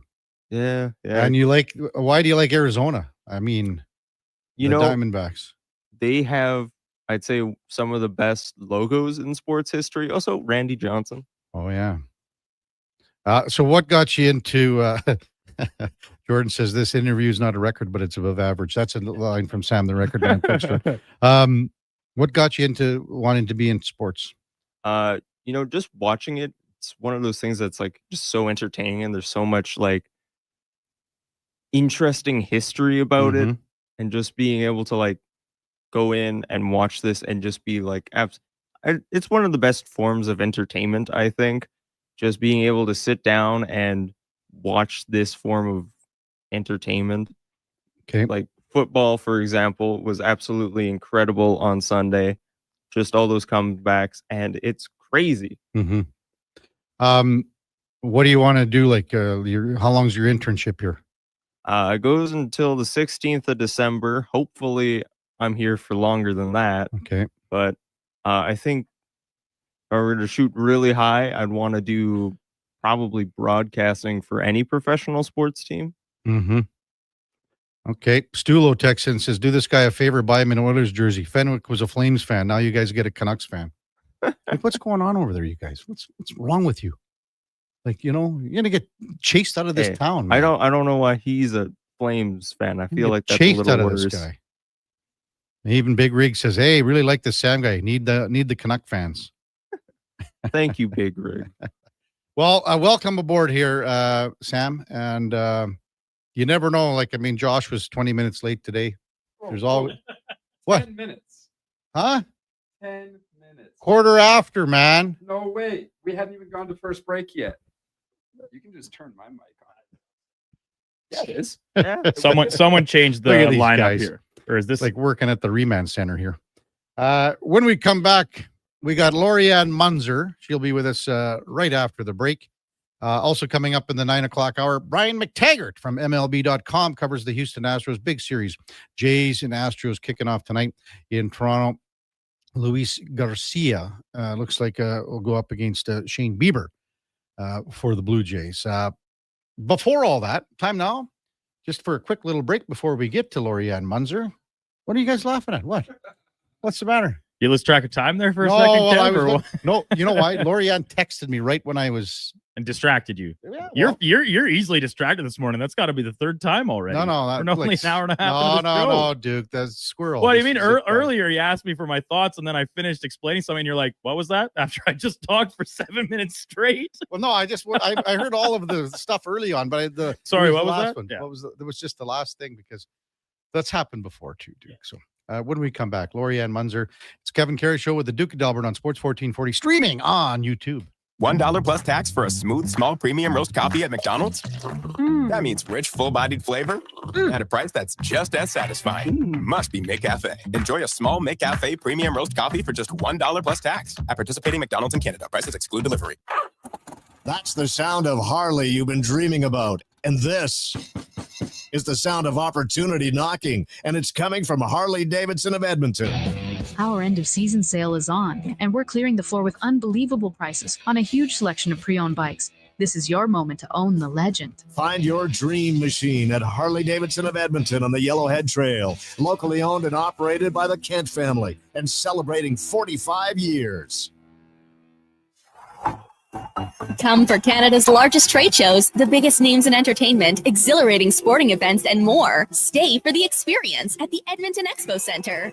TNA Wrestling makes its explosive debut at the Expo Center on Friday, September 26th and Saturday, September 27th for back-to-back nights. Buy your tickets online today. Learn more about what's happening at the Expo Center by visiting the calendar of events online at edmontonexpocenter.com today. I'm a little hungry. I've got Booster Balls from Booster Juice. Booster what now? Booster Balls. They're little protein bites packed with nutrients. Chewy, crunchy, yummy, and new flavors all the time. Like this little guy. The new mint chocolate booster ball. Peppermint, cocoa, coconut, peanut butter, maple syrup, all rolled up into a delightful little bite-sized snack. Why am I just hearing about this now? I don't know. Can I have one? No. Booster Juice. Canadian born. Blending since 1999. Work never gets done by standing around. You have to put your words into action. And that's exactly what GS Construction does every single day. Our priorities are safety first, quality second, efficiency third. GS Construction works hard. It's true. But first comes the care, the planning, and the people. Underground infrastructure isn't just about machines and trenches and some traffic inconveniences. It's about doing things right. Find out more on what we do. Visit gsconstruction.ca. Every weekend, listen right here for live broadcasts of Toronto Blue Jays baseball. Sports 1440, proud to be the home of the Blue Jays.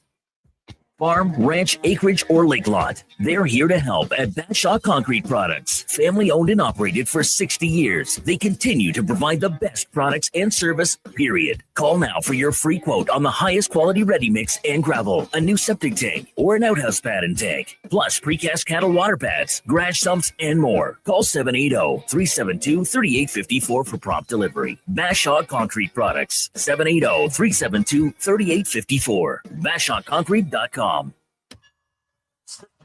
For the pulse-pounding excitement of Indian relay races. This is the original extreme sport. 3 teams, 1 wild season, and they're all chasing glory. To be successful, it can't ride safe. Horse Warriors. It's on Thursday nights on APTN TV. You're gonna love it. It's a guy.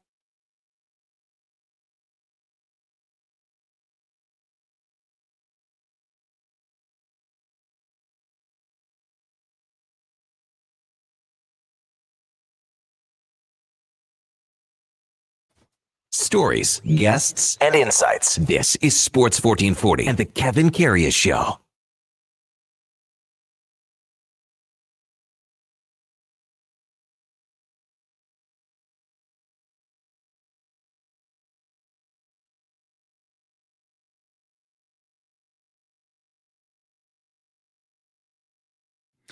All right, welcome back to the big program, 841 in Edmonton. Kevin Karius, Duke of Delburne with you on Sports 1440, and we're streaming on YouTube as well. Thanks so much for joining us on a Tuesday morning. It is Sol 496 here on Sports 1440, entering year 3. Man, almost 500 shows. It's been a slice so far, and with us every step of the way has been Lorianne Munzer, as we welcome in the 2004 Olympic gold medalist from Athens, Greece in cycling. Good morning, LA. How's it going? How was your weekend? Everything like that? It's going terrific. Happy Tuesday there. Yeah, everything has been going really good. Been out getting ready to close off the cycling season and just catching up with stuff around the house. Man, summer just flies by again, doesn't it? It does. It's like we're in September, Kevin, and it's like, where did the summer go? And then we get these bursts of beautiful weather at the end of the day, and the temperature just skyrockets. So got to keep, hitting the AC and turning it on. No kidding. Yeah. You mentioned Sam the Record Man, because we're talking about Sam, and you said you spent a lot of days there when you were in Toronto.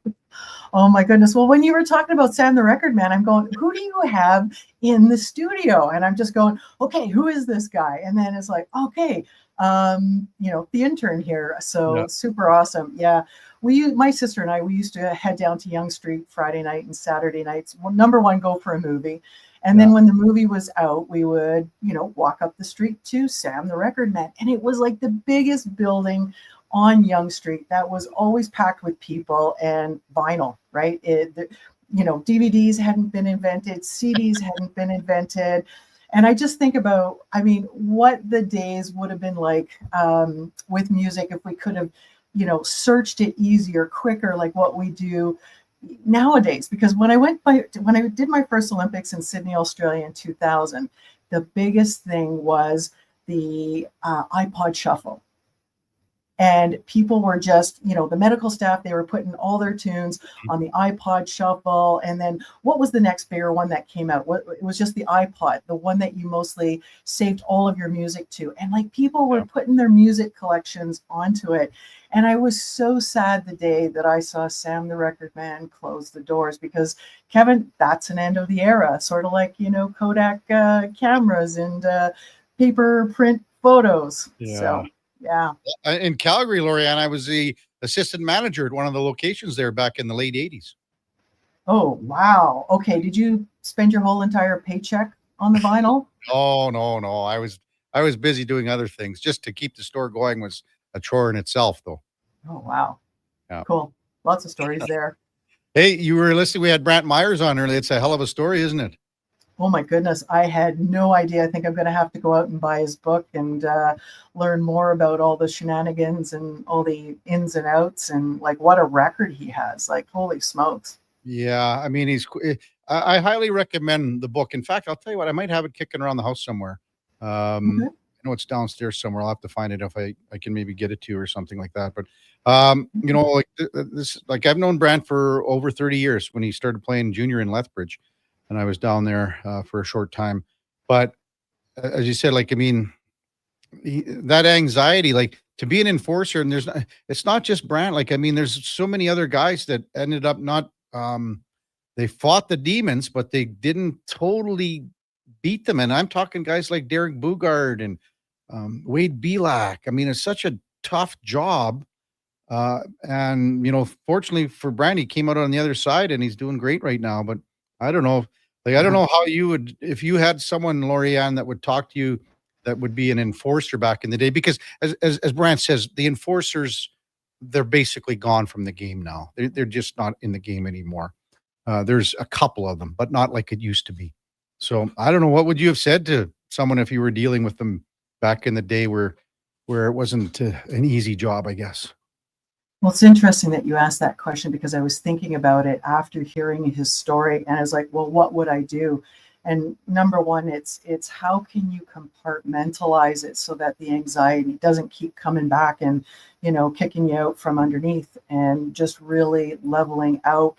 And it would be going into it of, really looking into what is your role and what are the different possibilities that you could come out with and do, and then what to do to mitigate or reduce, because you may never ever eliminate that anxiety, but just how do you make it manageable? And it's going to be so different for everybody. I mean, I would love a conversation with him just to learn more about that. And just number one, as human beings, we're always looking to reduce the anxiety. And there's a certain tipping point, Kevin, where the anxiety just takes over and you're looking to do anything to take away that pain. And I call it pain because that's what it is. It's the job, it's the role, it could be love, literally, which is something most people don't think about.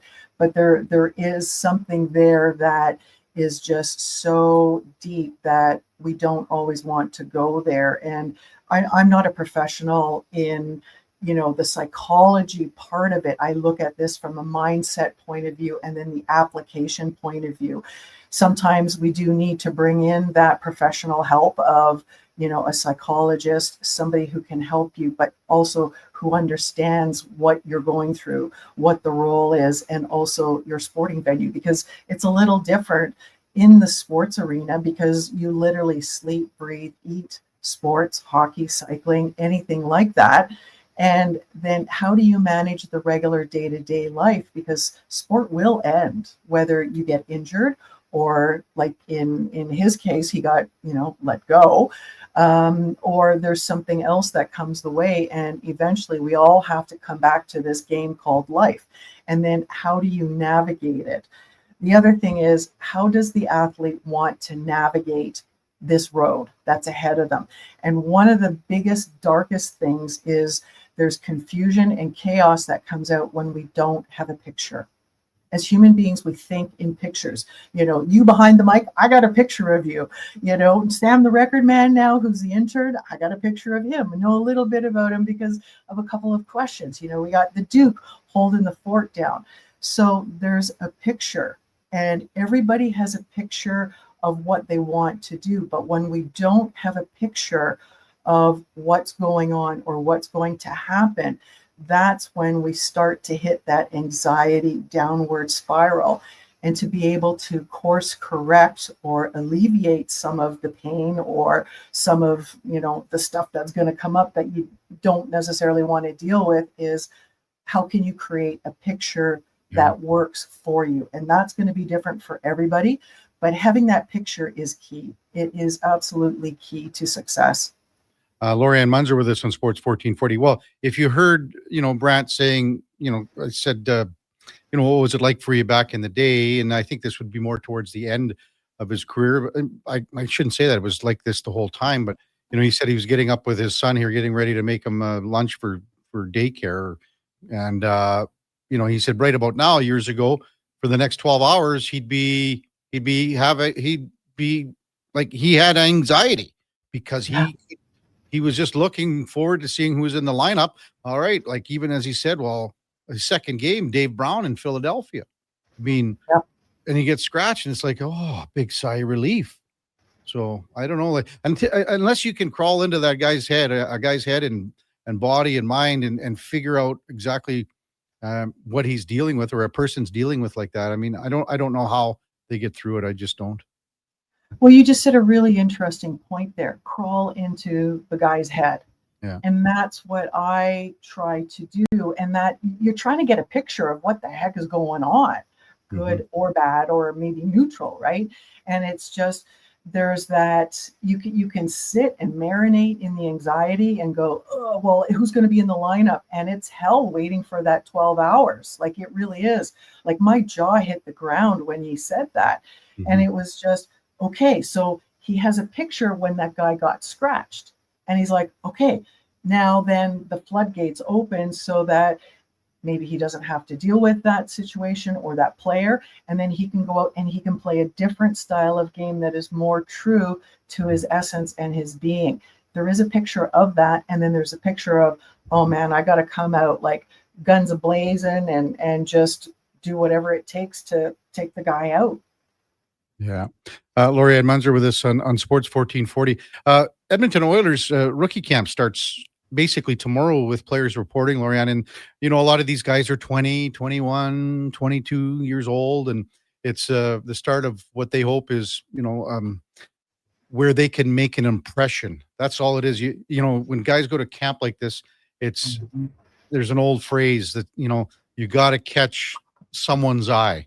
It could be the coach, assistant coach. It could be the GM. It could be a scout that's in the stands. Maybe just your thoughts on these young guys coming into Edmonton here. A lot of them here already, but, for physicals and things like that tomorrow, and then first practice on Thursday. Absolutely. This is such an exciting time here, Kevin. And this is going to tie right back into what we were just talking about. Each of these athletes has a picture of something that they want to do. You said, catch somebody's eye, a scout, a manager, somebody's eye. When Brent was talking, he said he had to do something, and he decided to make his mark, right? There's a picture with that. Yeah. And this is a time when it's showtime. You're not going to get a second chance for this week or today or tomorrow. So you have to come out like a professional, like an NHL player that has already been picked. And you got to show up and keep bringing your best game, your best plays, your best drills to the mark. And everything that you've been working for all along in the summer here leading up to this is the time that you're going to find out if you're ready mentally, if you're ready physically. And the third one is, can you put it all together and deliver the goods?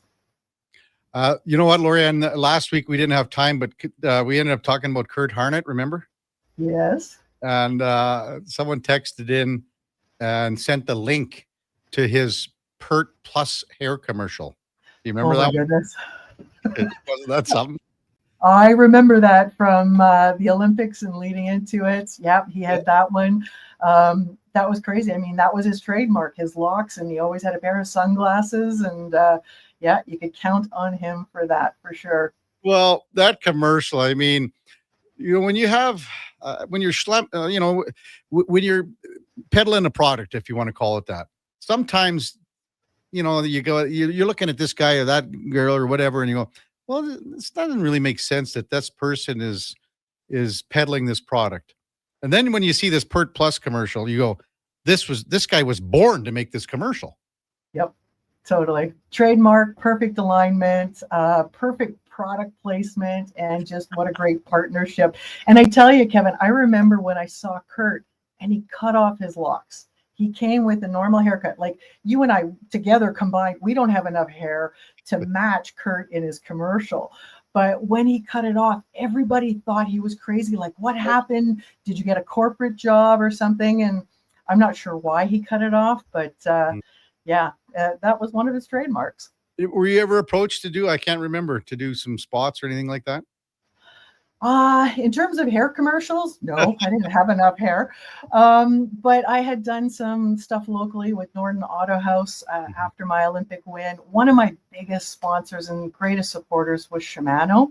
So most people may think of it as through fishing. I never did any fishing, but they have a cycling component there of products. So they do mountain bikes, track, road. So I was totally set up with all of the gears and the components. And the one thing I always said about Shimano is their top of the line equipment for components on a bicycle was called Dura-Ace. And I tell you, Dura-Ace is like Fisher Price. I could not break it.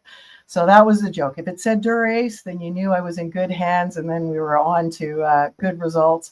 So they were always one of my biggest supporters. And I have to give a shout out to Greg Hammond. He was the marketing head guy at Shimano, biggest supporter of mine. And he just helped make a lot of the difficult times, a lot of the time when I had no equipment, he made it happen. So that was really huge. Well, I mean, Shimano, besides the gears, like they were big in the derailleurs, correct? Oh, they do everything. They do your brakes, your gears, your derailleurs. They have cables. They have everything that you need to ride your bicycle, except for, the bicycle frame, because that's a little bit of a personal choice there. Right. Yeah. As always, good stuff, Lorianne. Enjoy the week, and we'll talk to you next Tuesday. Absolutely. Thanks, Kevin. That's Lorianne Munzer, 2004 Olympic gold medalist from Athens, Greece. Coming up at the top of the hour, we got Brian McTaggart from MLB.com.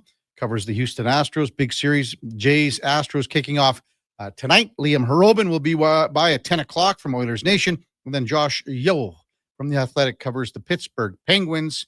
He'll be with us at 10:20. Before all of that, time now for a Sports 1440 update brought to you by First Round. Sunday's got even better at First Round. You can win an NFL helmet or an NFL jersey, and you can also enjoy the Pro Bowl brunch only at Edmonton's NFL headquarters. That's First Round downtown or right here in the mall that has it all on Bourbon Street. Here is the Duke. This is a Sports 1440 update.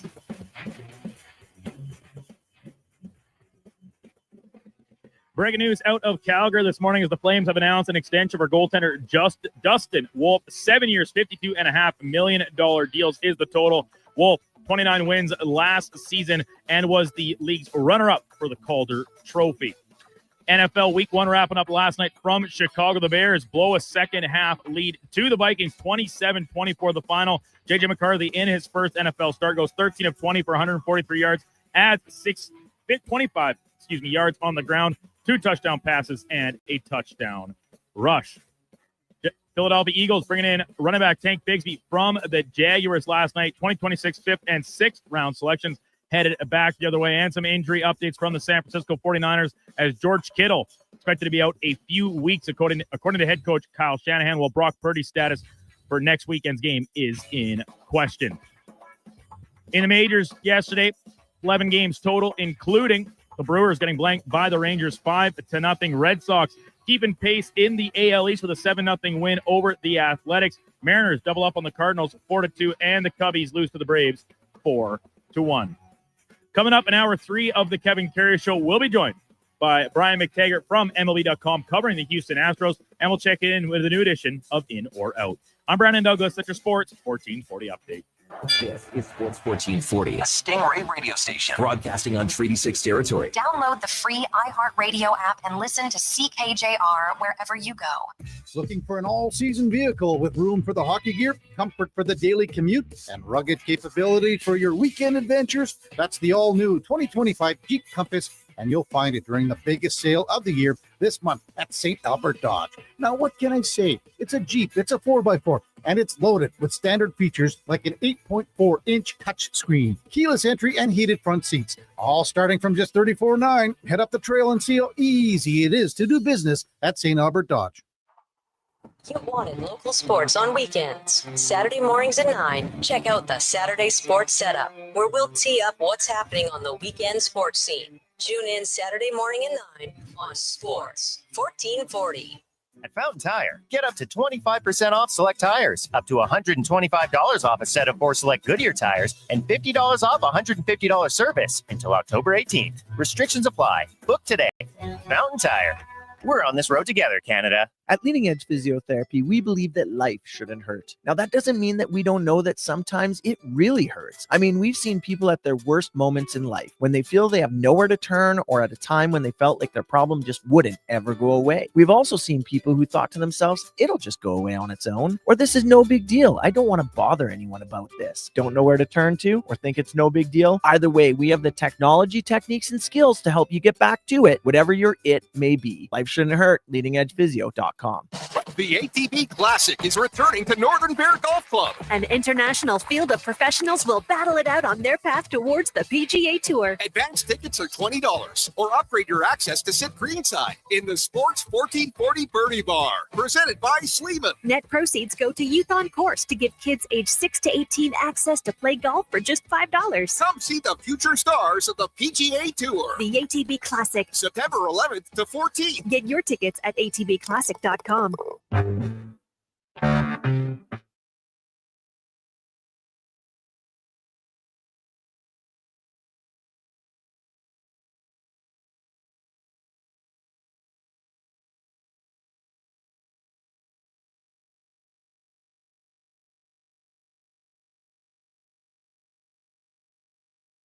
Stories, guests, and insights. This is Sports 1440 and the Kevin Karius Show.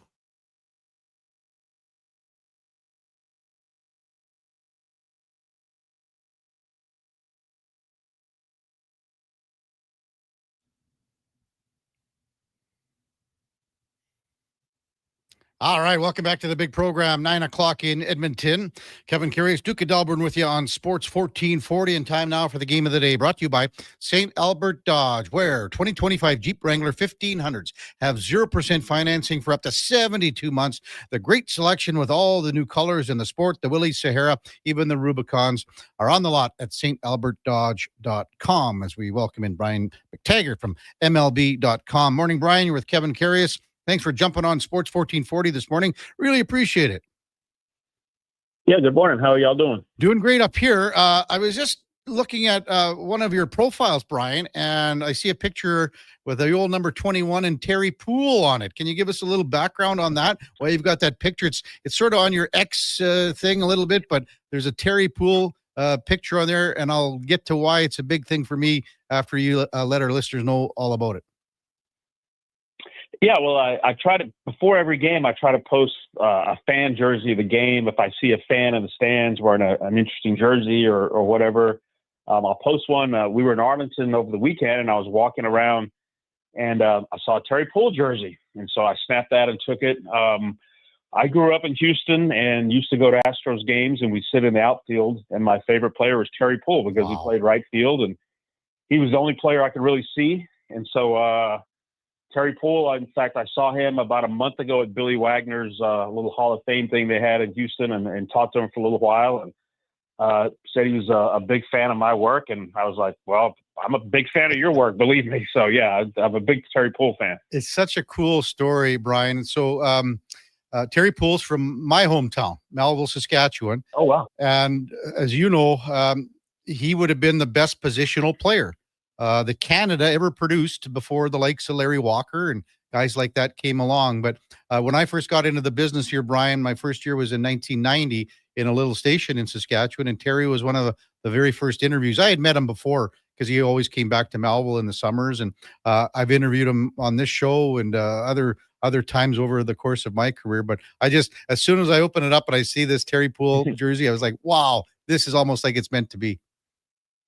Yeah, I just such a great hitter, great player. I remember he hit 500 in the 1980 NLCS, and just a great gentleman as well. So he represents Canada pretty well. Yeah, he told some great stories, Brian, when he was playing and coming up closer to Canada here, where he played, say, at Chicago at Wrigley, and all his buddies would drive down from Saskatchewan, make the 24-hour, 30-hour drive, and watch him play at Wrigley Field, and some great stories. So this series, we got Brian McTaggart from MLB.com, series that gets underway tonight with the Astros and the Blue Jays. So pivotal for both teams. Just what do you make of this pivotal 3-game set here starting tonight, Brian?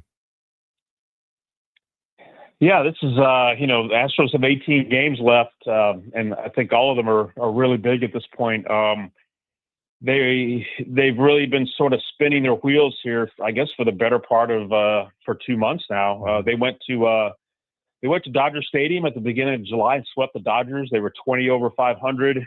It looked like they were going to run away with the division, but since then they're 23 and 31, so 8 games under 500.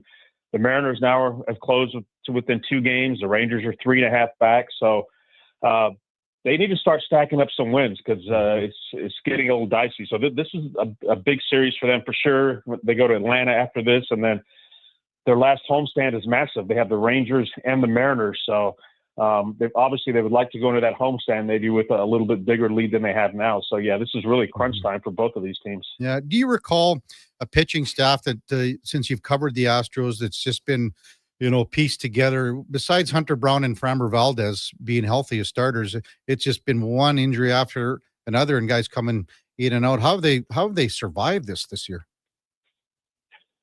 Yeah, I mean, that's the fact they're still in first place, have been in first place this long with all the injuries they've had is pretty remarkable. You're right. I mean, 3/5 of their starting rotation right off the bat were injured. 2 of them got Tommy John, where another was out 4 months and is now out again for the season. And if it wasn't for Hunter Brown and Framber Valdez pitching at a high level and staying healthy, I think they'd really be in big trouble. But, they've brought up some guys from the minor leagues who pitch pretty well. They've gotten some guys back from injury, and 2 of those guys are going to pitch in Toronto. Luis Garcia, Christian Javier, both of them had Tommy John surgery and made their returns just in the last couple of weeks. Garcia, this will only be his second start tonight. So, and they pulled Jason Alexander pretty much off the scrap heap, got him off of waivers from the A's, and they've won the last 7 games he started. So they've tried to find pitching anywhere they can, and I think they've used more pitchers in the season than they ever have. And here they are still in first place. And now they have, they've had key injuries to position player guys too. I mean, Jordan Alvarez missed 100 games. Paredes, an all-star, has been out since July. So this is by far the most injury depleted team that I've covered in 20 plus years on this beat. Unreal. Brian McTaggart with us, MLB.com, covers the Houston Astros. How big of a boost was it in the last couple weeks or so to get Jordan Alvarez back? How's he looked so far? Yeah, that was a massive boost because when he went down, I don't think anybody expected he would be out, as long as he was out 100 games. And since he's come back, he's crushed the ball. He's hitting second in the lineup. I think he's batting over 400. He's getting on base over 500, 700 slugging. He's just a force in the middle of that lineup. Immediately, teams were pitching around him. They don't want him up with runners on base, or if there's a base open, they'll walk him. So, he's been really, really good. Jeremy Pena hitting leadoff, missed about a month. He's come back and played at his all-star level. Jose Altuve has really struggled. He's hitting in that number 3 spot. If they could really get him going, that would be a big boost. He's been pretty bad, frankly, at the plate for the last month. So they have a lot of issues. Getting Alvarez back is a big one. They made 3 trades at the trade deadline, but still, since the trade deadline, they've scored the fewest runs in the American League. So it's an offense that is just not really flowing right now. Why do you think that Christian Walker and even Yanyer Diaz, to that extent, haven't been able to get on track basically all season? Yeah, Walker got off to a really poor start. I mean, they signed him to a contract, a $60 million contract for 3 years. He missed pretty much all of spring training with a quad injury. So I don't know if that put him behind the 8 ball. I mean, he got going a little bit, I think around probably when June started. But still, he's been hit or miss. He's been a lot better on the road than he's been at home. So maybe he can see the ball a little bit better in Toronto. Diaz, I'm not sure. I mean, I expected a bigger year from him at the plate. His approach isn't great at times. He swings at a lot of pitches, doesn't take many pitches. So I think pitchers have found that, they can get him out because he's so aggressive. That being said, he can make contact and drive the ball really far. And he's had a couple of massive games for this team, but, just strikes out a little too much. So just another one of the couple of the reasons, the Astros are where they are. They're still in first place. I mean, it's pretty remarkable with all the stuff that's gone on with this team that, they're sitting here where they're at. Yeah. Who would you say is the more dangerous team right now as far as competition goes? Is it Seattle or is it Texas, the way the Rangers have come on here?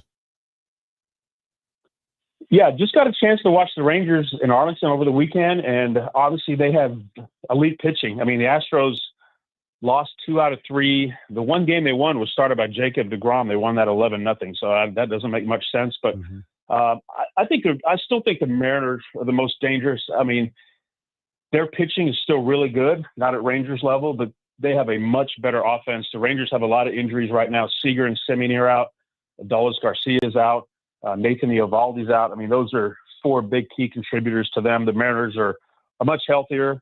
I think their lineup has been underperforming all year, but I still think it's a better lineup than the Astros if it's clicking. And I think the rotation, if it's clicking, is better than the Astros. Their bullpen at this point, with the injuries the Astros have, is probably better. So I think the Mariners are probably the biggest threat right now to win the division. Speaking of bullpen, Brian, what are the chances of Josh Hader returning to the Astros lineup anytime soon? Yeah, I don't think it's going to happen. He's probably going to be out through the end of the regular season. Maybe there's a shot he comes back in the playoffs. And that was a huge loss for them because he had been so good this year, probably one of his best seasons. Got injured, 2-3 weeks ago.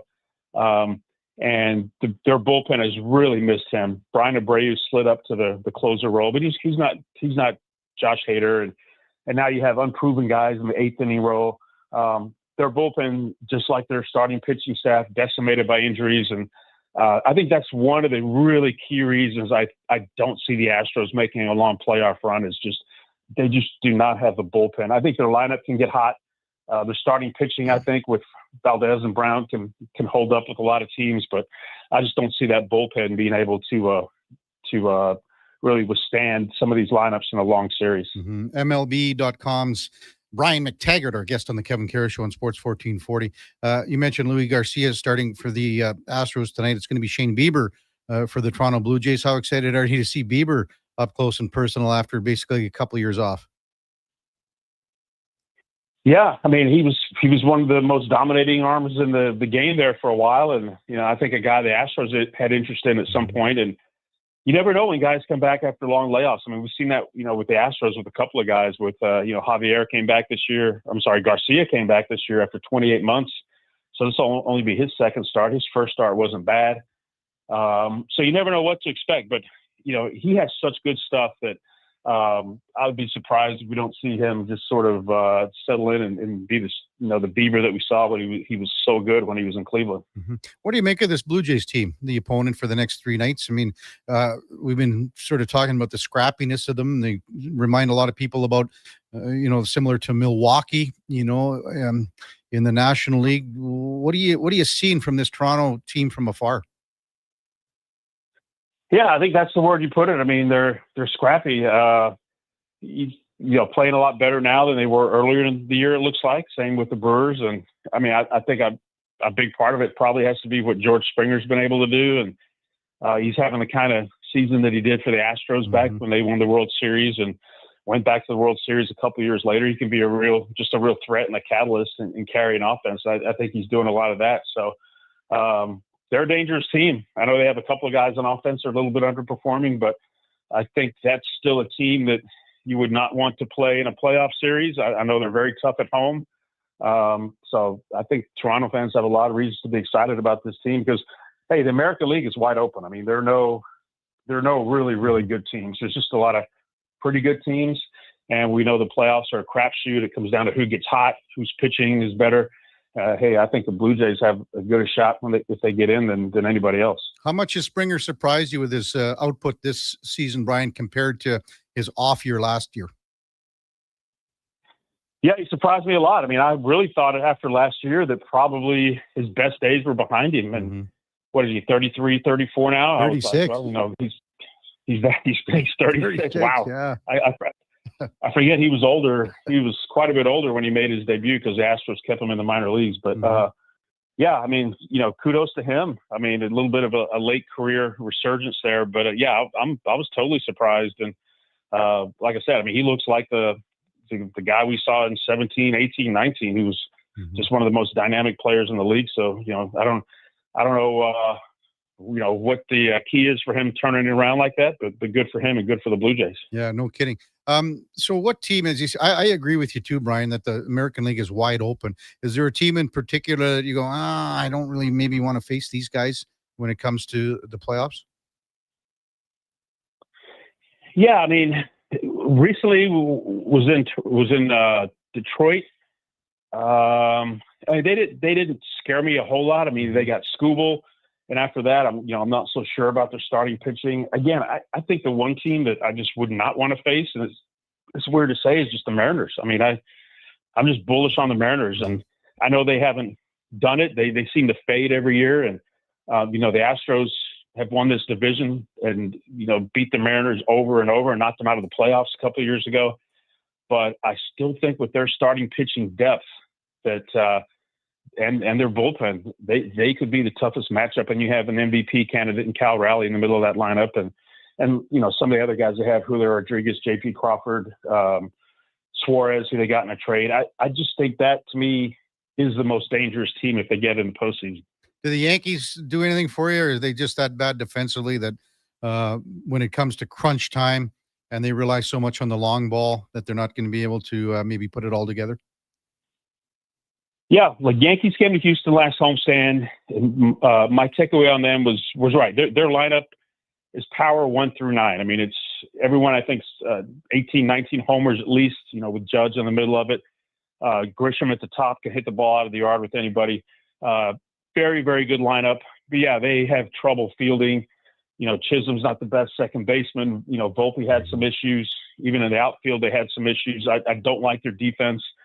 And that's going to be key in the playoffs with every game and every play magnified.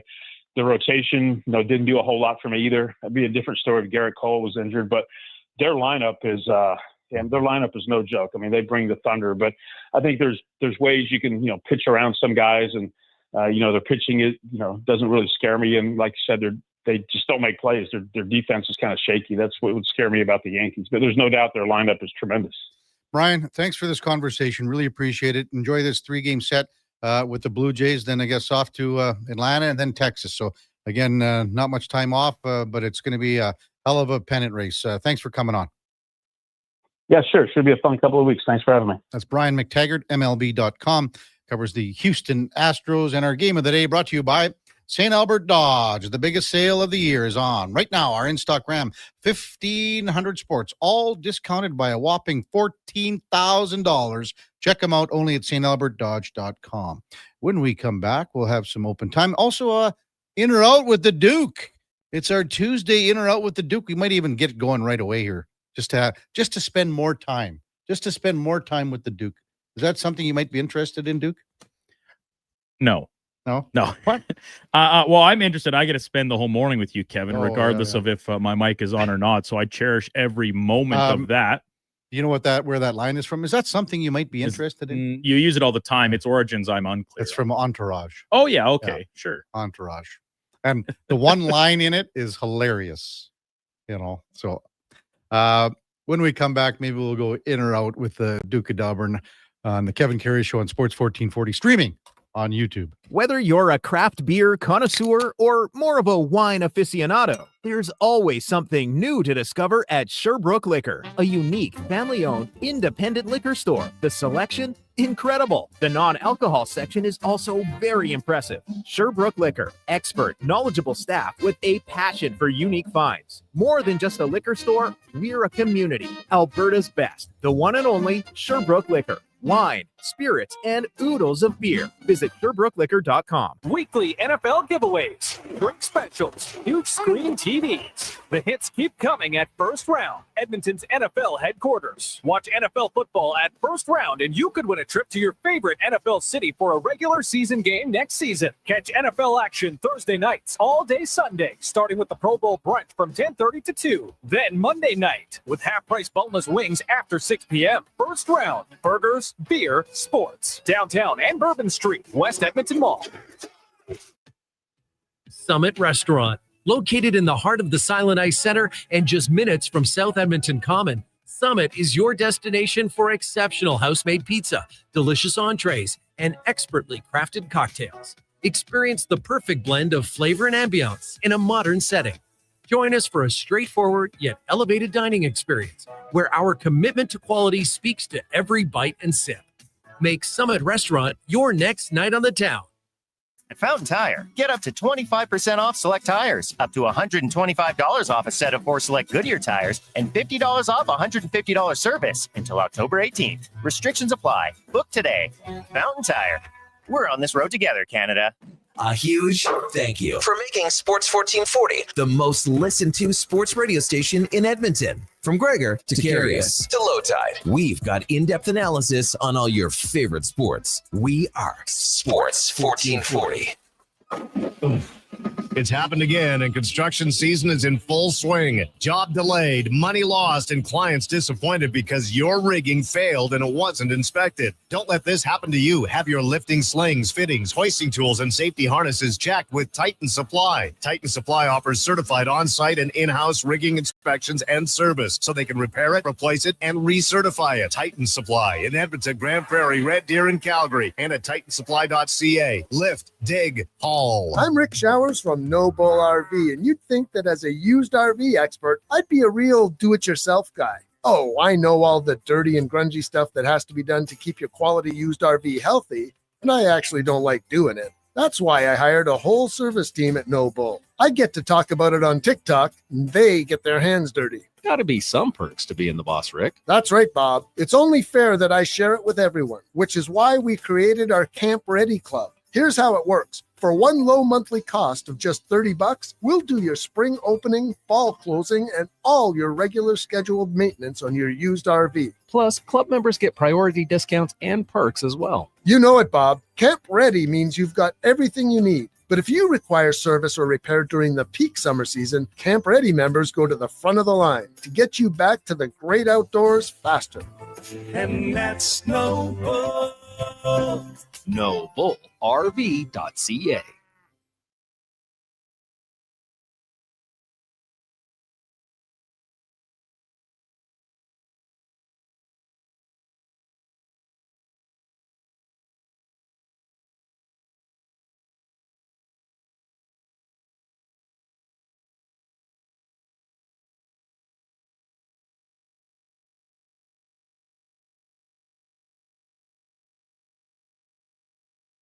Have your sports curiosity cured with the Kevin Karius Show. This is Sports 1440.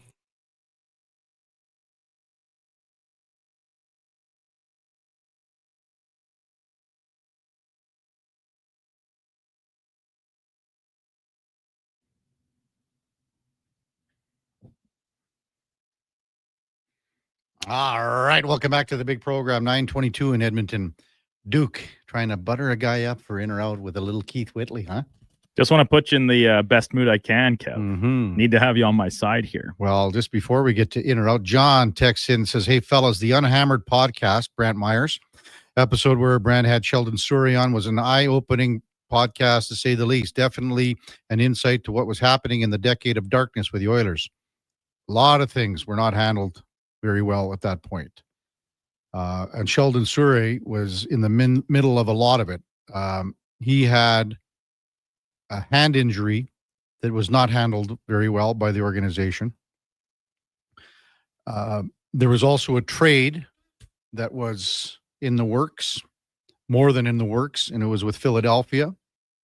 And the trade was almost, if you want to call it, reneged by the Oilers. I don't know if that's too strong of a word, but that's what happened. And again, this is a long time ago.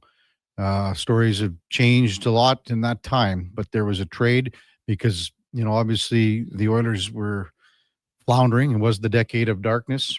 Souray was a big free agent signing. There was not a lot, he could have went to a lot of other places, instead decided to come back home. He's from Elk Point. But a lot of things were not handled properly back then. Nice text, though, John. Very true. Time now for Are You In or Out? Okay, you know what? Moving too fast. Bottom line, are you in or are you out? In or out of what? No time for questions, just action. In or out. Well, then I'm out. I'm sorry, Jet. Actually, you're already in. Are you in or are you out? On Sports 1440. I thought you would go, I'm in, Bob. We would have had a really cool moment, but you kind of ruined the whole thing. All right, Duke.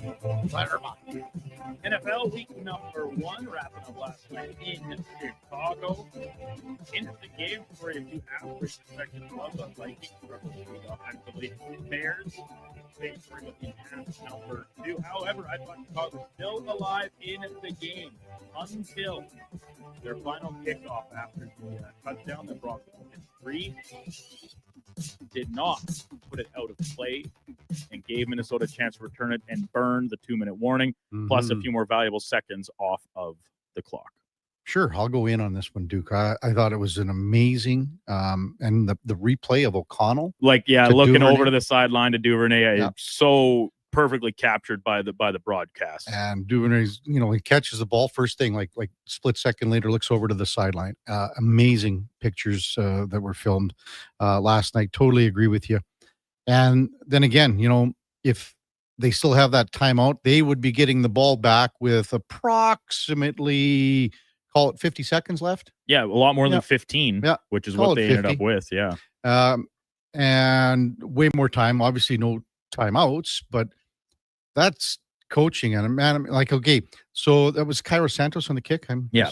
So Santos, he's got to kick it through, right? Well, kick it through, which I was under the impression every single NFL kicker has the leg to do on a kickoff, is out the back of the end zone. Make it not returnable. Well, maybe he didn't get everything on it. Well, here's the thing. And if that's risk taking the penalty and kick it out of bounds. Like it's anything. Where you give them positioning on the field, as long as it's on their half of it, you can't let them get a first down regardless, right? You need to go 3 and out no matter where they're starting. Doesn't matter if it's on the 1. Sure, that helps your field position wise, or if it's at the 35 or 40. Like if you take a penalty on kicking out of bounds, that time on your clock is more valuable than yardage up the field at that point in the game. So the other thing too is you could say that, you have a rookie head coach over a guy that's been around a while. Yeah. And O'Connell outcoached Johnson on that.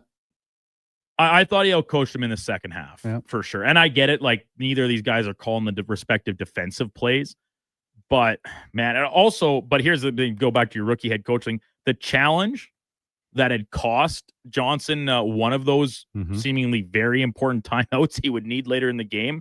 That was on Hawkinson? Yeah, like it was a punch out clearly down already. And he was down like... I really wonder who is in these guys. Like, where's the quality control on these teams that says, do not challenge us? Like every single person sitting on their couch at home watching that game could see that is obviously not going to be overturned. Like was done evidently down by contact, and then you just waste a timeout, one that could have maybe kept in the football game. So I thought O'Connell outclassed Johnson over the course of the game. That became evident. The play calling, I don't know if it changed a ton or if it was just McCarthy getting more comfortable. He was all of a sudden making the throws. I'm not sure if they brought him as much heat as they did earlier. Yeah, that's a good point. And think about the other thing too, we have to give McCarthy a little bit of credit here, Duke, because what did he take? He took 2 penalties for delay a game before. Yeah, right? Yeah. Oh, yeah. So, like play clock was right at the. So he's starting to feel a little more comfortable, and he settled in. He did settle in. Absolutely. There's no denying that. And the turning point kind of came after the pick six. Like he throws the pick six, absolutely telegraphs it to him. And after that, McCarthy played really well. I thought Aikman had a really good point when he said, when you throw a pick six like that, you come back to the sidelines and you're going to try to look one of your offensive linemen in the eye, and they basically want nothing to do with you because he totally telegraphed that pass. And, he was looking for Jefferson, and that's it.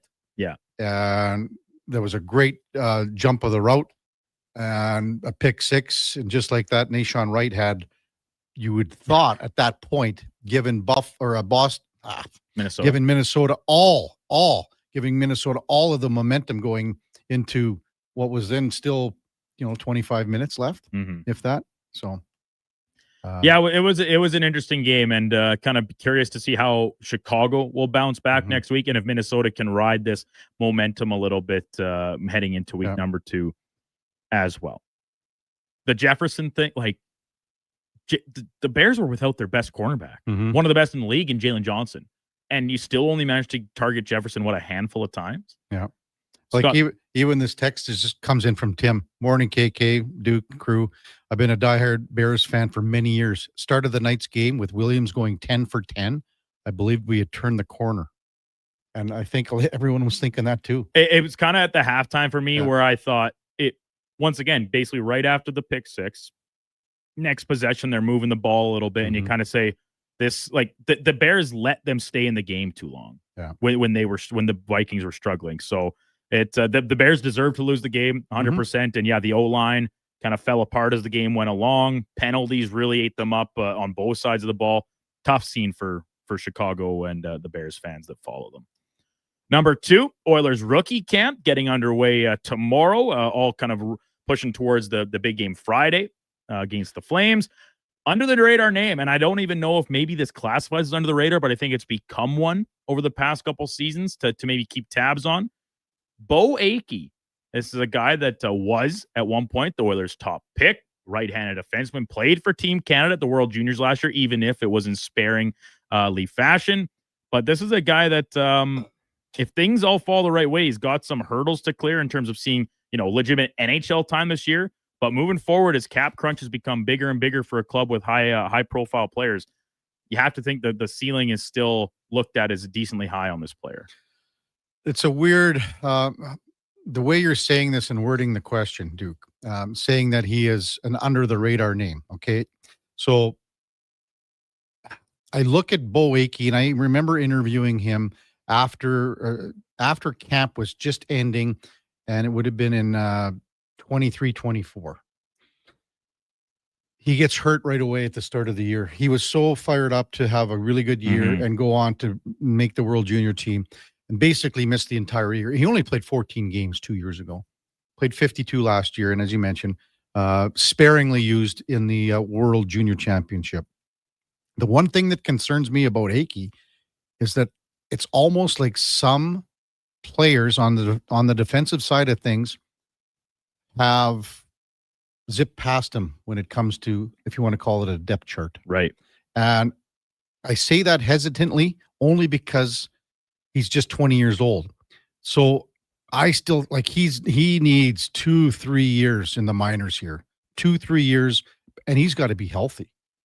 So this is almost a make or break year for a guy that he's just entering year number 1 of his ELC, even though he's been around a long time. Yeah. So I'll say I'm not sure if he's under the radar, but he's got a show. He's got a show. And just like we were talking about with Lorianne a little bit earlier, every player, no matter who they are, their main goal is to make an impression. It's when the coaches go back to the room and the scouts go back to the room, and Stan Bowman, they go back to the room. Hey, did you see what that guy did out there today? You see the play that so-and-so made? Well, we haven't seen enough of that from Bo Akey, and not just at camps, but I think even in junior, World Junior, things like that. So I think this is a big, big season for him. He's got to turn into a guy that is kind of running the show down in Bakersfield. Yeah, he's a power play guy. We know that. He can handle the puck. He can move the puck. He can quarterback a power play. He's shown that in junior. But this is a big, big season for him. When you look at the right side of the Oilers' extended depth chart, and you see, of course, at the bottom of it at the NHL level, you have, one of Troy Stetcher, Ty Emberson is kind of filling those 6-7 spots. But then after that, I don't know if there's a lot of certainty for me. I think Alex Regula is a name a lot of guys are interested in because of the size and the play style that he brings. But I mean, like Josh Brown, we know what Josh Brown is. To me, that's who Alex Regula is competing with for reps and ice time. Akey has like a little bit of a clearer path in that side. And I'm speaking specifically to right shot players in the system and organization right now. A little different too. Like Regula is way bigger. That's what I mean. But so they don't profile out as comps to me. Now, listen, a spot's a spot, and you're not going to have a spot for a player on the depth chart or on the top pairing AHL just because of he's a puck mover as opposed to a more traditional bulky defenseman. But with that being said, like Akey to me, he's going to have to play his way out of minutes with Bakersfield this year. He's going to be afforded every opportunity, and I would not be surprised if a bad string of injuries where a couple guys get nicked up all at the same time or something, that he will see NHL games this year, even if it is 1 or 2. Okay. I'm not sure about that one, but I get it, because when you still have guys like Cam Dineen, you bring in Riley Stillman, Brown, it would take some things to go his way, and he'd have to play his way into it, but it wouldn't shock me, I suppose is how I just don't see that he's ready yet. Dustin Wolf making waves this morning, signing a new long-term extension with the Calgary Flames. $7.5 million AAV is the ticket. All things are looking up for Wolf, one of the best young goaltenders across the NHL. But what I'm looking at this Calgary roster as it stands right now, and the understanding that I do think they overachieved a little bit last year based on the scrappy nature in which they play, I think Wolf will see some regression in his development this year without the more tried and true veteran backup maybe behind him on the depth chart. I'm going to be in on this one too. I don't think it's going to be that much of a regression, but I think it will be a little bit. We had a texter come in, and when Speck was on, he goes, do you know what Rasmus Anderson's plus minus was last year? Yeah. It's minus 38. Because Speck was talking about Anderson being dealt and that he will be a hot commodity, etc. The defense, again, I don't, it's a little weaker. I think the roster's it is what it is. The forward group is solid top to bottom. It lacks some obvious star power and top end talent. I think Huberdeau bounced back nicely last year, but he's still not a 90 to 100 point guy. That's not going to happen again for him. Mm-hmm. Audrey, great. Uyghur's, their best defenseman for sure. But after that, I'm looking at the DFO right now. Mm-hmm. Kevin Ball, Rasmus Anderson, Joel Hanley, and Mackenzie Uyghur's are top Dean, four. Yeah. Now, is Zane Perek probably going to make this team? I would think so. Over who? Paul? Or one of the two. Yeah. And he'll play power play time, probably, get more minutes as the season progresses, but he's an undersized offensive defenseman. His impact defensively in year number 1 will probably be negligible, if not negative. I don't know how much we can take into this. It's probably not very reputable. Can't be reputable for sure. I don't know how you would have information on this. Jason Gregor reporting that Noah Gregor has signed a PTO with Florida. Oh, yeah, tough to take that at face value, isn't it? It can't be true. How would you have information like this? Eh? Where do you get that sort of intel? Congratulations, though, to Noah. That's great. Cite your sources. Yeah. Cite your sources. Over to the major leagues of baseball. Blue Jays opening a crucial set with Houston today. Shane Bieber on the bump. Jose Barrios will go tomorrow.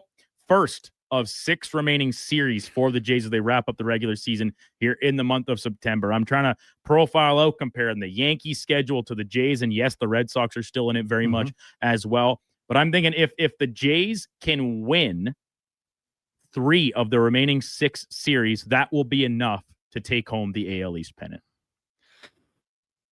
Well, the Jays are first of all, the Yankees are playing Boston after this series with Detroit. So it's the Yankees play. They're home to Detroit tonight for 3, and then they go to Boston for 3.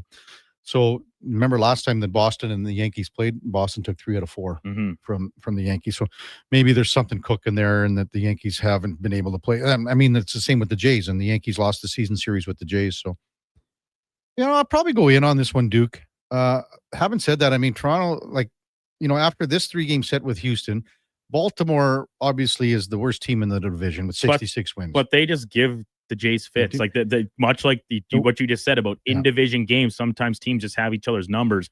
The Orioles, even as bad as they've been this year, have still made the Jays sweat for every little win they've got, and they've taken more than a share off of them too. At the start of the year, though, when Baltimore beat up on the Jays to start, Adley Rutschman was off to a great start. He's on the IL right now. They got Samuel Basayo. Basayo's at catcher now, and they even brought up another guy at catcher, Alex Jackson. So, to be honest with you, Baltimore scared me before. They don't scare me now as much. I would say, Duke, that you're correct. I'll go in on it. I'll agree with you. Then after Baltimore, they go down to Tampa. So those are 4 games. 4 games in Tampa. Games. And they play them 3 more times again. Yeah. So maybe Tampa had its little run here. Rays are 71-72. They are a game under 500. So if you could sneak out 2 out of 3 against Houston here, I think that really sets the table up, because Baltimore isn't as good as either of those teams. Baltimore's not as good as Houston, not as good as Tampa.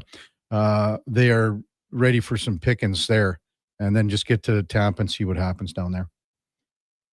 Wrapping it up, Adam Sandler, everyone's favorite, turning 59 years old today. Pretty crazy to think about.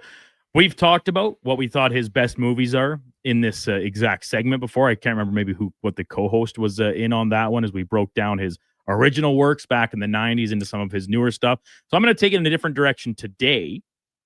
The best side character from a movie in which Sandler plays the lead. Now, listen, you basically have 5 or 6 actors that play every side character of every Sandler movie that's ever been made. Rob Schneider, Steve Buscemi, David Spade, Kevin James, a few others, Chris Rock, which is where I'm going to go. I think the best side character was Chris Rock as caretaker in The Longest Yard. I don't know. This is a hard question. Well, it's so that the list is long. Is it someone in the grown-up movies? What's his name? Kevin James was in both those, right? Oh, well, that's every person I just named was in all of those. Right, all of those, the both of them. Okay, what other options are we looking at here, dude? So another one that I had, 50 First Dates, the Rob Schneider character in that one. He's the assistant, the friend. Mhm. He's got the wife, Hawaiian. Oh yeah. And then his kids. So that one stands out to me when I look back with just kind of like breezing down the filmography. Maybe this will be a good chance to get Josh, our in-house cinephile. Yes, Josh, pay attention. There's a quiz later. Okay.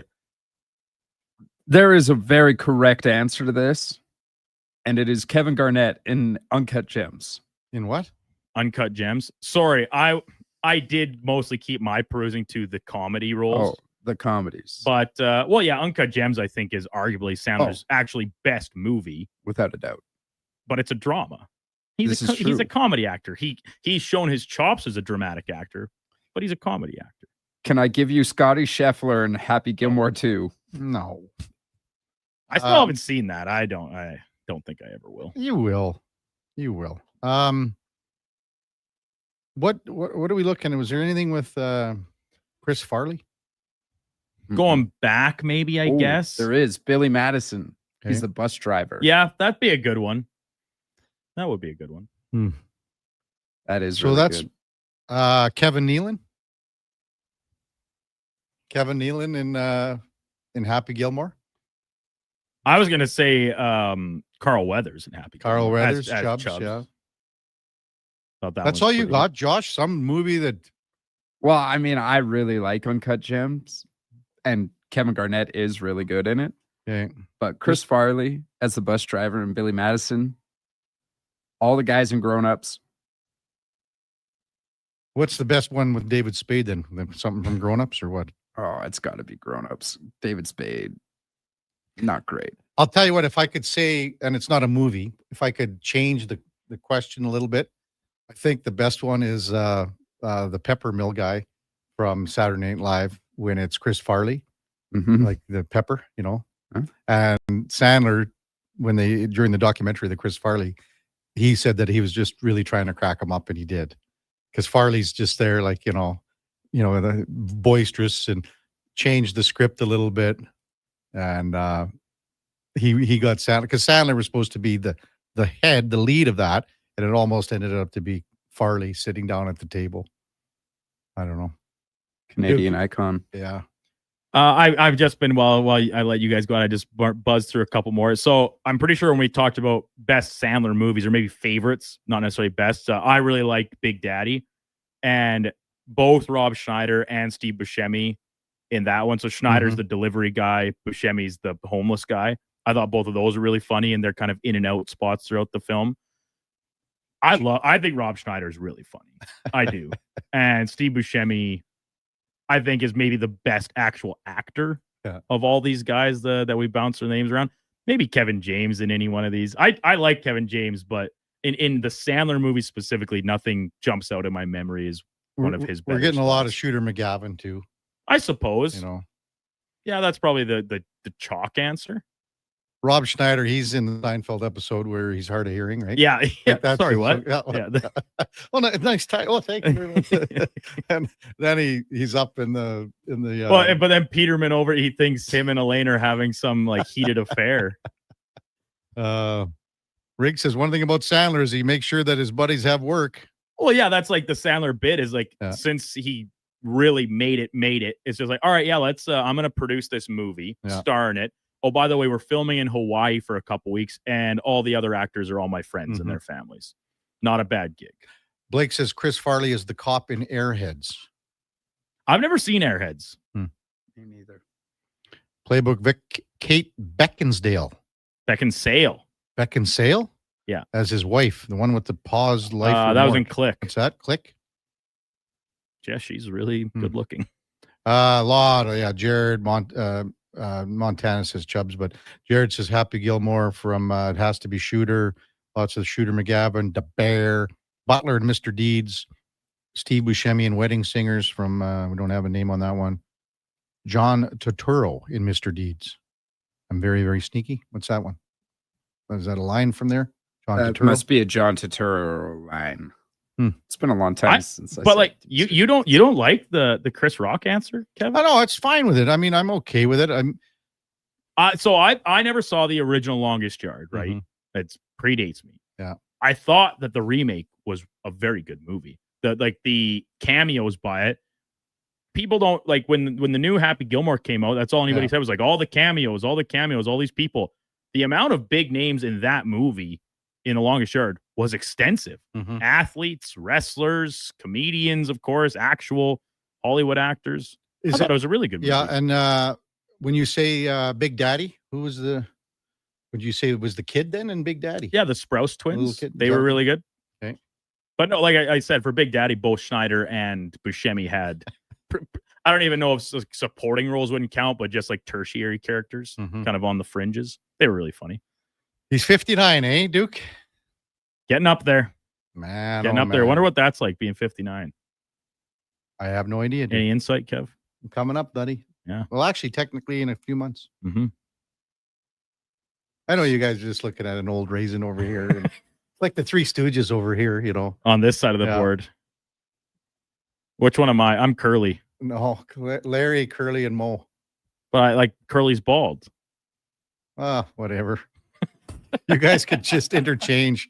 That could be the new thing with Larry, Curly, and Mo. Good stuff, Duke. When we come back, we'll get to some of your texts, 833-401-1440. It's Kevin Karius Show with the Duke of Delburne, Josh Fenwick, and Sam the Record Man on Sports 1440. We're also streaming on YouTube. While the players gear up for the new season, make sure you gear up your snack game with Will Hawk Beef Jerky. Okay, this jumbo bag of beef jerky should last the preseason. Whoa. Will Hawk has more than just beef jerky. There's smoked sausage and pepperoni products, too. Well, how about we have jerky for Eastern opponents and pepperoni sticks when we face the Western teams? Now that sounds like a Will Hockey game plan. Will Hawk Beef Jerky, because you don't win games with salad. Only available in Leduc. God said, I need somebody to get up before dawn, milk cows, work all day in the fields, milk cows again, eat supper, go to town, and stay all night at a meeting of the school board. So God made a farmer. Hi, Mike here from Northgate Chevrolet Buick GMC. We are so thankful God made a farmer. For the month of September, it is our goal to feed 500 families. With every vehicle sold, we will feed a family of 4. So please help us reach our goal. Visit us online at northgategm.com. And listen right here for live broadcasts of Toronto Blue Jays baseball. Sports 1440, proud to be the home of the Blue Jays. Step into fall with Husqvarna and the Lawnmower Hospital. Husqvarna has chainsaws for the homeowner, farmer, rancher, or professional available in battery or gas-powered models. Take care of leaves quickly with the power of Husqvarna blowers. You'll find it all at the Lawnmower Hospital, and you can see the full selection at lawnmowerhosp.com. We're more than repairs. We're more than mowers. The Lawnmower Hospital. Are you relying on credit cards to make ends meet? Are you making just the minimum payments and carrying a balance month after month? It's time to break free from the debt spiral and take control of your finances. I'm Parveen Middleton, licensed insolvency trustee at BDO here in Edmonton. During a free consultation, I can explain all your debt relief options and stop your credit card bills from piling up. Call 1-833-BDO-TALK or visit bdodebt.ca to discover your debt-free future. You want to watch the only TV show that focuses on North America's original extreme sport? Then check out Horse Warriors. It's a bunch of young braves risking their lives racing horses. But it's also a lot more than that. It's a celebration of our indigenous spirit. It's on APTN. It's called Horse Warriors, and it's real good. Thursday nights, 10 p.m. Eastern Time. You're going to love these Warriors.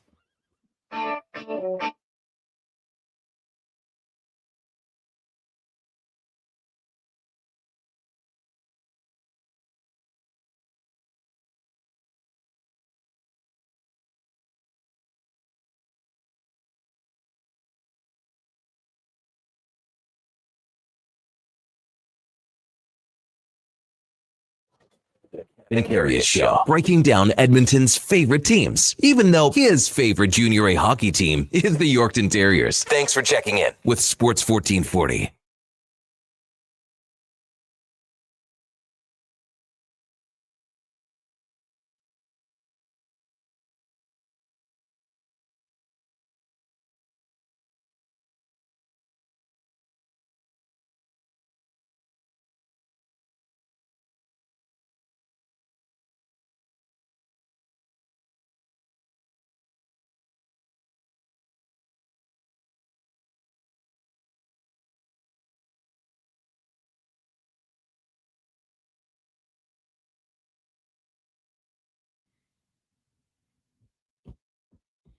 All right. Welcome back to the big program. Duke, you are on fire today. Keith Whitley, little Leonard Skinyard. That's about 2 years ago when someone texted in there. What did he say again? I can't remember now. Well, it had to be like one of our first days on air when you said that. You're like, oh, I love Leonard Skinner. And then the text came in, it's like, it's not pronounced like that, actually. It's Leonard. Leonard. Lots of text rolling in 833-401-1440. Duke Bigelow. Duke Bigelow. Wow, that's from Coach L. Like it. Shaq in Grown Ups. Terry Crews in Blended or Stellar. Limo guy from Wedding Singer. That comes from Stanzi. Zach says, whoever the limo driver from the Wedding Singer. Josh, you remember that guy? Who's that guy from?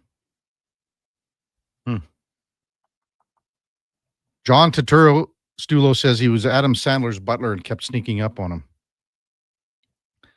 I got a text from the Foo Man saying my old boss was friends with Vanilla Ice. They spent the night at Sandler's place with Schneider. 6, who's that? I don't know. And the Sandlers. Stories cannot be retold. I'd believe it. Well, I don't know about that. Attica, have there been any movies filmed in that dump Delburne, Duke? Not that I'm aware of. He always calls Delburne a dump. Attica has some sort of real beef with Delburne for a reason unbeknownst. He's just acting jealous, I'm sure. Well, why would he's out there in Sherwood Park? He doesn't know the niceties of small town living, the perks. Doesn't know them. I took a lot of heat, Duke, last year or whenever it was, earlier this year, about my intimate concert with Chantal Kreviasek. Remember that? And coming up in October, another intimate concert, private concert with Jim Cuddy. See, now that's one I'd be more interested in than Chantal Kreviasek. Okay, Jim. Didn't she sing the anthem at the Four Nations game? Yeah, wasn't that it? Right, yeah, and it wasn't very good. People weren't happy with her, but you were loving every second. Well, of it. Yeah. Anyway, it's Friday coming up, October 3rd. The Babbers putting it on. Jim Cuddy with Ann Lindsay and Colin Cripps private concert up in Fort Saskatchewan, the Dow Centennial Center, Shell Theater. Pretty good. And also, Duke, you and I have been invited to the Oktoberfest VIP kickoff event. This must be a really exclusive list. That's why I'm on the invite for it. It's at Ice District. You send enough emails to OEG throughout the year, and you automatically get put on this list. Well, I mean, this is a pretty big deal because they're going to run this Ice District Oktoberfest for what, 3 weeks or something like that? How long it is in its entirety, I'm not sure, but I've had friends that have gone and they say it is a awesome time. Yeah. So it's 6 o'clock, Duke, ends at midnight. It's a little late for me, I think. Dress code is casual, Duke, but lederhosen shorts encouraged, but optional. Does it say that right on here? It says it at the very bottom. Wow. Dirndl dresses. Oh, yeah. Look at that. I doubt I'm pronouncing that right, but I'm sure Gene will be there with his lederhosen on. Gene looks good in lederhosen, though. Gene looks good in pretty well everything I've seen him in. Well, I mean, all the marathons that he's running this year, you know. I wonder if he would have ran the marathon or a couple Kimmies of it in lederhosen. Even after all those hot dogs he ate at the Riverhawks game, he was putting them down. Oh, yeah. The rig says Leonard Skinner. He's a great guy. LOL. Haha. Duke or Cat Dad says you're probably from Trochu. That's Attica guy. Yeah, he's acting jealous. Trochu, one of our rival communities, just down the highway, a little further south on 21. Trochu stinks. Place sucks. Specs, not spec, but Spec says in Didsbury we've had some great filming. The Order just came out on Prime. All my Elnora buddies talk smack about Delburne. Is this so? Elnora and Trochu, they're kind of in the same little pod. They're south. Elnora is much smaller. Its schools like K-6, I think. Then you have to decide if you're going to go to Delburne or Trochu for junior high and high school. Trochu's bigger than Delburne. I'm quite sure of that. A few more amenities, perhaps. Yeah, but I don't know. Not my cup of tea. Top of the hour, we got Liam Harobin from Oilers Nation. We'll also check in with Josh Yeo from The Athletic, Pittsburgh Penguins. Before that, time now for a Sports 1440 update brought to you by Sherbrooke Liquor, the best place for wine, cocktails, and beers from all over the world. Also, a variety of excellent non-alcoholic options. See more at SherbrookeLiquor.com. Here is the Duke. This is a Sports 1440 update.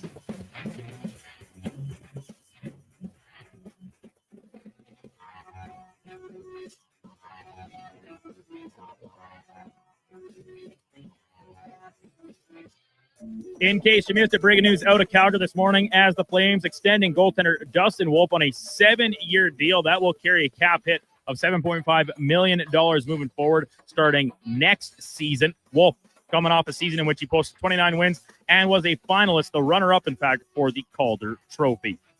Full slate of games in the major leagues today, including the Blue Jays kicking one off at home against the Houston Astros. First pitch is scheduled for just after 5 o'clock. Shane Bieber on the hill for Toronto. Elsewhere, the Orioles hosting the Pirates. Mets continue the series in Philadelphia. Yankees open one up against the Tigers. Rays are in the south side of Chicago against the White Sox. Cubbies taking on the Braves. And the Mariners hosting the St. Louis Cardinals. In case you missed it last night from the NFL, Philadelphia Eagles acquiring running back Tank Bigsby from Jacksonville. 2026 5th and 6th round selections headed back the other way in the deal. Coming up in hour 4, the Kevin Karius Show will be joined by Liam Harobin from Oilers Nation and Josh Yeo from The Athletic covering the Pittsburgh Penguins. I'm Brandon Douglas. That's your Sports 1440 update. Sports 1440, Stingray Radio Station. CKJR broadcasts from West Edmonton Mall and Wetaskiwin. Download the free Stingray music app and listen wherever you go. Some people wake up and get dressed for work in a suit and tie or a nice dress. At GS Construction, we're less fashion forward and more putting our best foot forward. We wear hard hats and steel toe boots, and most importantly, we wear 50 years of experience with pride. It's not glamorous, it's definitely not easy, but it matters. We do it well. So if you'd like to be part of something where your work matters, GS Construction is hiring. Just remember, when you come for an interview, ditch the tie. See more at gsconstruction.ca.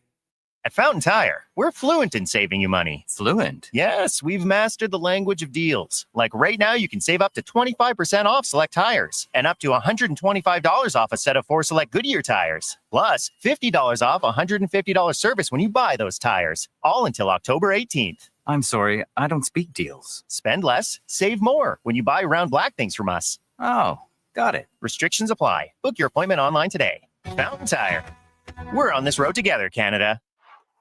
You wanted local sports on weekends. Saturday mornings at 9, check out the Saturday Sports Setup, where we'll tee up what's happening on the weekend sports scene. Tune in Saturday morning at 9 on Sports 1440. The Lawnmower Hospital. Finish up the season with the Lawnmower Hospital and Ego, the #1 rated battery-powered platform. Ego lawnmowers are easy to use, powerful, and efficient. Transfer the battery to the pressure washer and clean the house. Don't forget the air blowers for when the leaves fall. Get Ego at the Lawnmower Hospital. Power beyond belief. Visit lawnmowerhospital.com. We're more than repairs. We're more than mowers. The Lawnmower Hospital. What's your vision for your community? At Vision Credit Union, ours is a thriving rural Alberta where kids have team jerseys, firefighters have the gear they need, and community kitchen fridges stay full. It's why we give back millions every year through grants, donations, sponsorships, and profit shares. Because when your community succeeds, we all do. Bank somewhere with Vision. Vision Credit Union. We see banking differently. Learn more at visioncu.ca.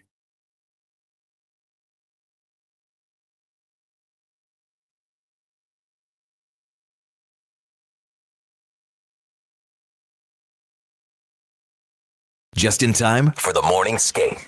This is the Kevin Karius Show on Sports 1440.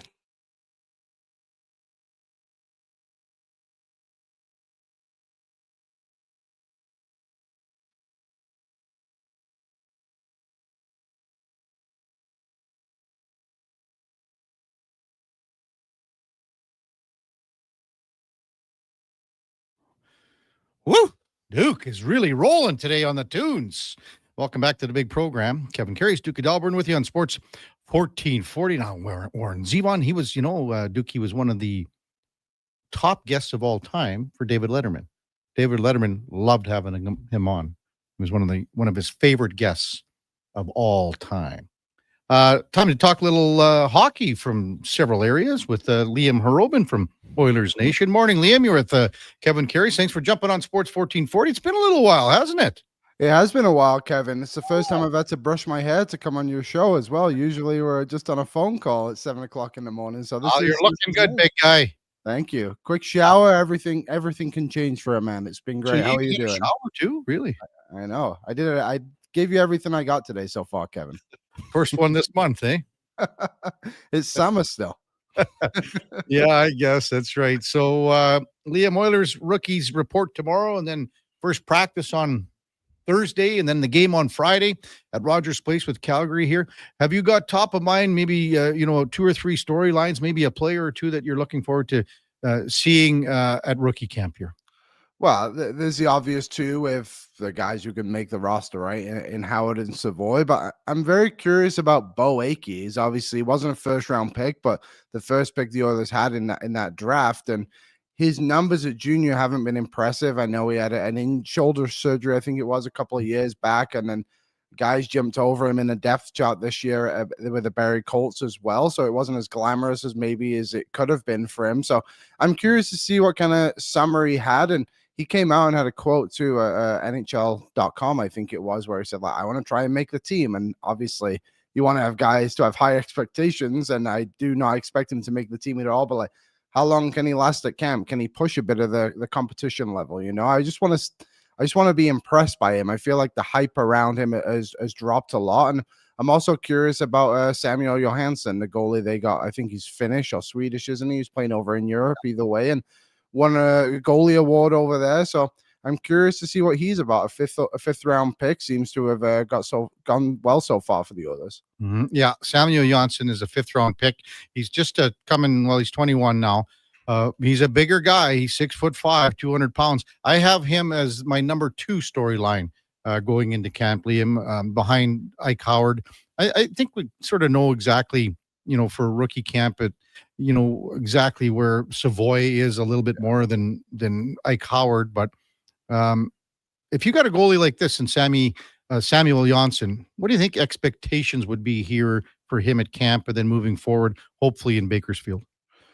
Well, I guess he's probably in a bit of competition, isn't he, with Nathan Day for a job in Bakersfield to lock that one down. I would assume he has a bit of a head start on it. So I would just like to see him solidify that spot for himself, prove you're the number 1 goalie prospect in this organization, because over the years, and every organization does this, but you take a goalie every single year and hope you hit on one. And he seems to be the guy that the Oilers are leaning on to be the future in a way, not to put too high of expectations on him, but I'd like to see him go out there and prove that he's ready to come over here and play pro in North America and not just a goalie that does well in Europe. So I guess just to conclude, I would like to see him just outcompete Day and make sure he knocks down that spot next to Matt Tompkins in Bakersfield this year.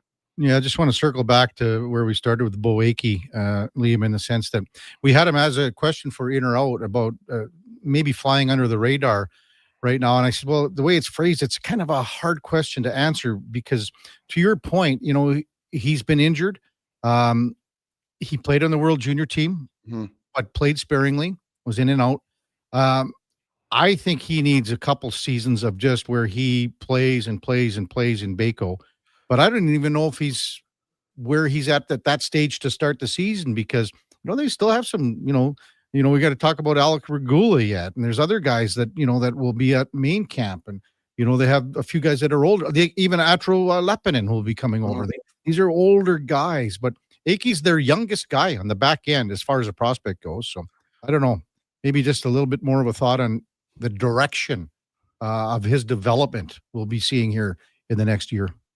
Well, I think, like you said, there's a lot of competition in Bakersfield, especially for just the offensive defenseman role, and not a guy who's going to crack the Oilers roster. But Camden Eam played a couple of games for the Oilers last year and did a good job, and he's going to be in Bakersfield again this season. So, like you said, you have Lepinen, Denis, and then Akey is kind of your offensive guys, and then Regula. We'll see what happens with him, and then if it's Regula makes the team, where does Troy Stetcher kind of fall? So the blue line's very busy in Edmonton and in Edmonton and Bakersfield. Sorry. So yeah, you would imagine this first year it's going to be maybe a slow burn is a harsh way to say it for him, but I don't see him being like an offensive threat too often early in Bakersfield. But last season, I thought the Condors did a good job with guys like Savoy and Philp, obviously both forward players, but they put them in positions where like they played on the penalty kill a lot. They played power play minutes as well. So it was like they got to see the ice in multiple different ways. And I hope the others can kind of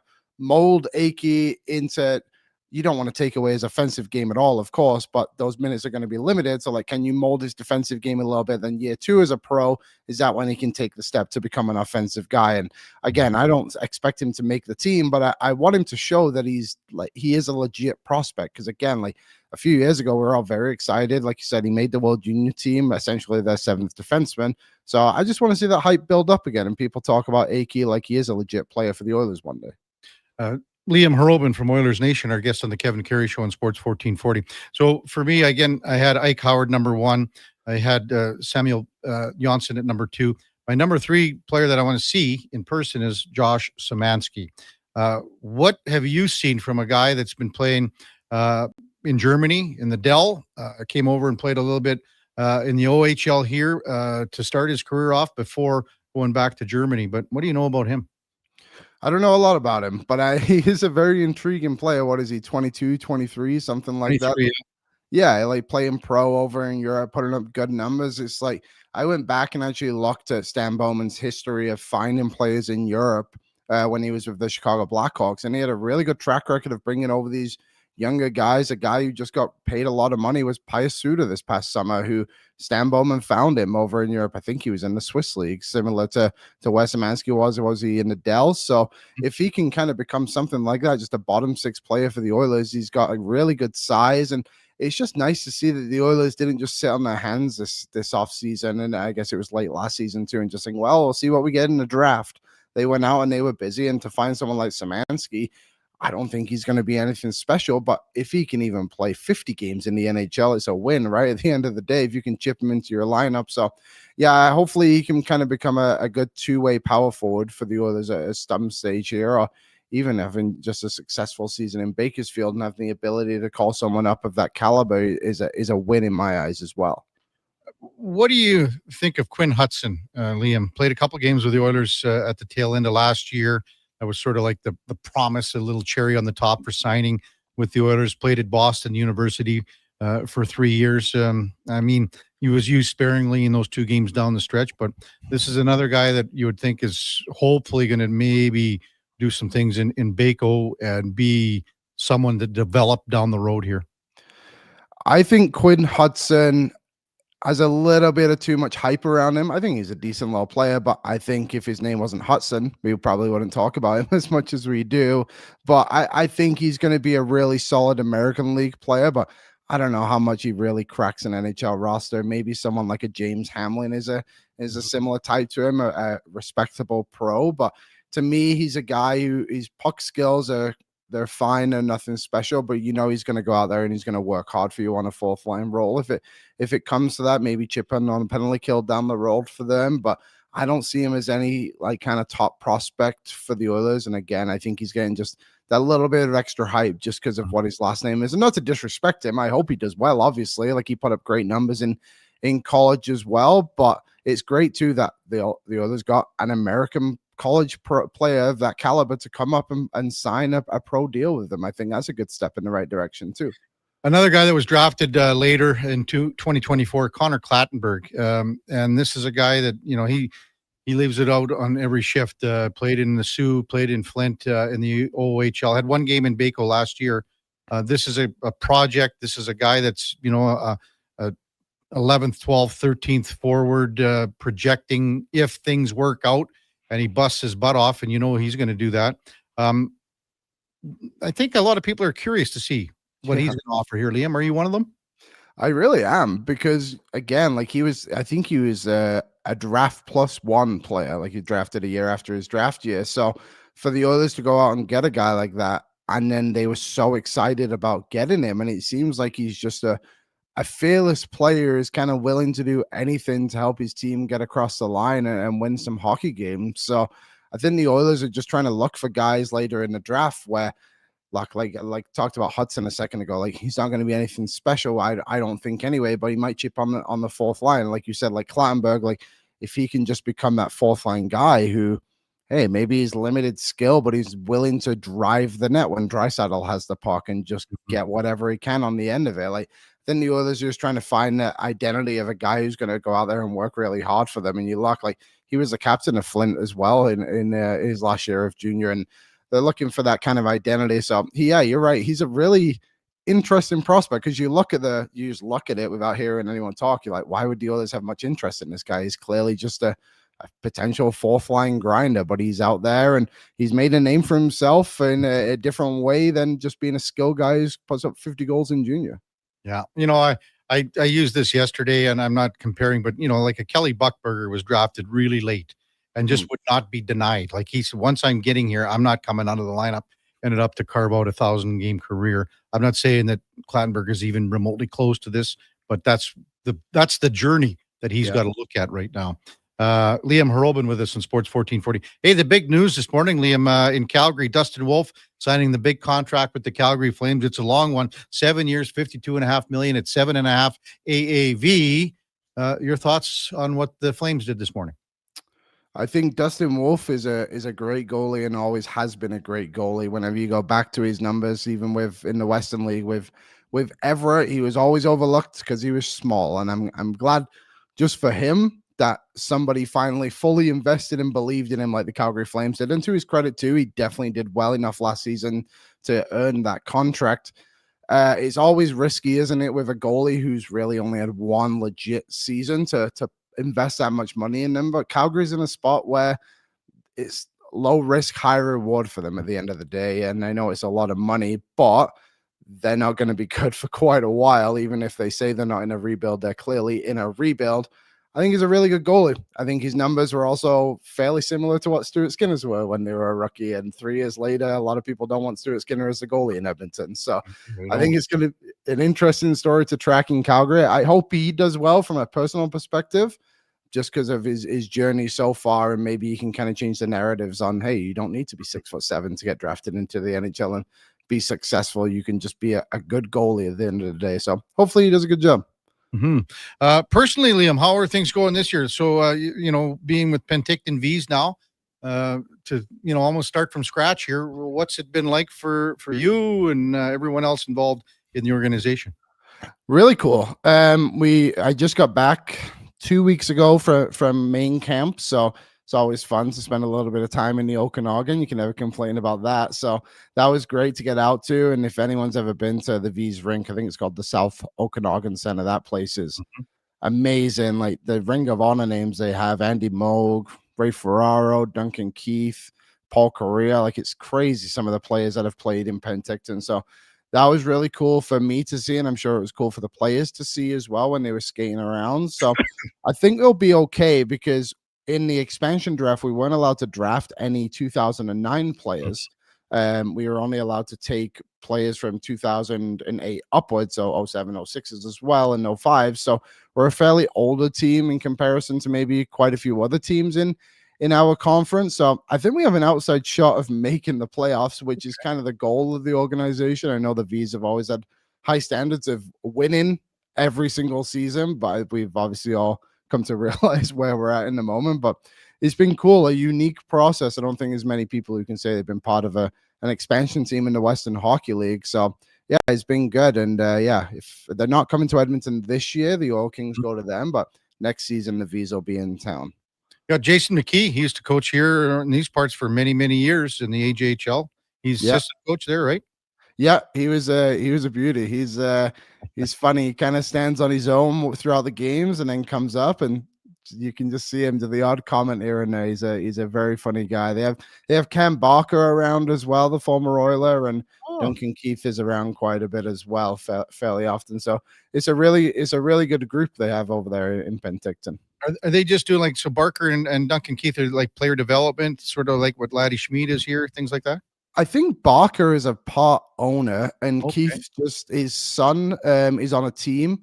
He's a bit younger, but his son skates around the area in that rink right around the same time as the V. So he just was kind of hanging around. He just enjoys being around the organization, I guess. But the other thing they have in there, when you go in the dressing room, they have this huge wall of all the alumni that have played in the NHL and the NCAA. And I don't know how they're going to have to put another wall in, I think, with the amount of players they've had come through. It's pretty unique organization. Well, I'm just kind of looking right now. There's, you go back a long ways because Penticton's got a really good hockey history, as everyone knows, with the V's and stuff like that. So even big Ray Ferraro, I'm just checking out on the alumni list, man. So Troy Stetcher, another one. Yeah. So, quite a cool few. stuff. Yeah, for sure.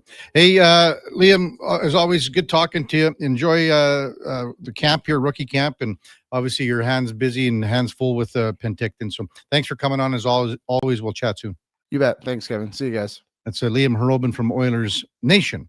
When we come back, Josh Yohe from The Athletic covers the Pittsburgh Penguins. Lots to yak about there. That's coming up on the Kevin Karius Show with the Duke of Delburne on Sports 1440 and streaming on YouTube. $1 plus tax for a smooth, small premium roast coffee at McDonald's? That means rich, full-bodied flavor at a price that's just as satisfying. Must be McCafe. Enjoy a small McCafe premium roast coffee for just $1 plus tax at participating McDonald's in Canada. Prices exclude delivery. That's the sound of Harley you've been dreaming about. And this is the sound of opportunity knocking. And it's coming from Harley-Davidson of Edmonton. Our end of season sale is on, and we're clearing the floor with unbelievable prices on a huge selection of pre-owned bikes. This is your moment to own the legend. Find your dream machine at Harley-Davidson of Edmonton on the Yellowhead Trail. Locally owned and operated by the Kent family and celebrating 45 years. Silent Ice Sports and Entertainment is an innovative market leader across Western Canada with sports and entertainment properties including the Spruce Grove Saints, the Junior Prospects Hockey League, Silent Rides Charter Company, the Hockey Super League, and the newly launched Female Super League. Silent Ice also owns the Western Hockey League's Seattle Thunderbirds and operates the Morinville AAA Arena. The Silent Ice Center, a new state-of-the-art entertainment facility, is open in Nisku, which features 2 sheets of ice, including a 1,600-seat arena and a restaurant with a viewing area. At Fountain Tire, get up to 25% off select tires, up to $125 off a set of 4 select Goodyear tires, and $50 off $150 service until October 18th. Restrictions apply. Book today. Fountain Tire. We're on this road together, Canada. A huge thank you for making Sports 1440 the most listened to sports radio station in Edmonton. From Gregor to Karius to Low Tide, we've got in-depth analysis on all your favorite sports. We are Sports 1440. What's your vision for your community? At Vision Credit Union, ours is a thriving rural Alberta where kids have team jerseys, firefighters have the gear they need, and community kitchen fridges stay full. It's why we give back millions every year through grants, donations, sponsorships, and profit shares. Because when your community succeeds, we all do. Bank somewhere with Vision. Vision Credit Union. We see banking differently. Learn more at visioncu.ca.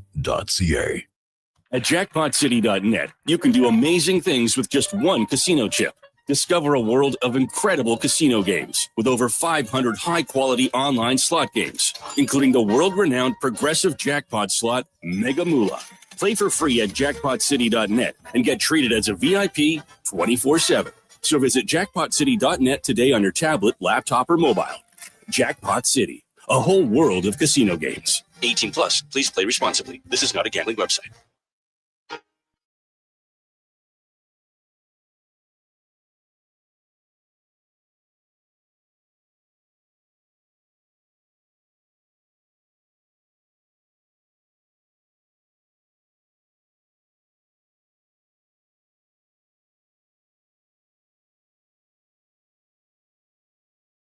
Just in time for the morning skate. This is the Kevin Karius Show on Sports 1440.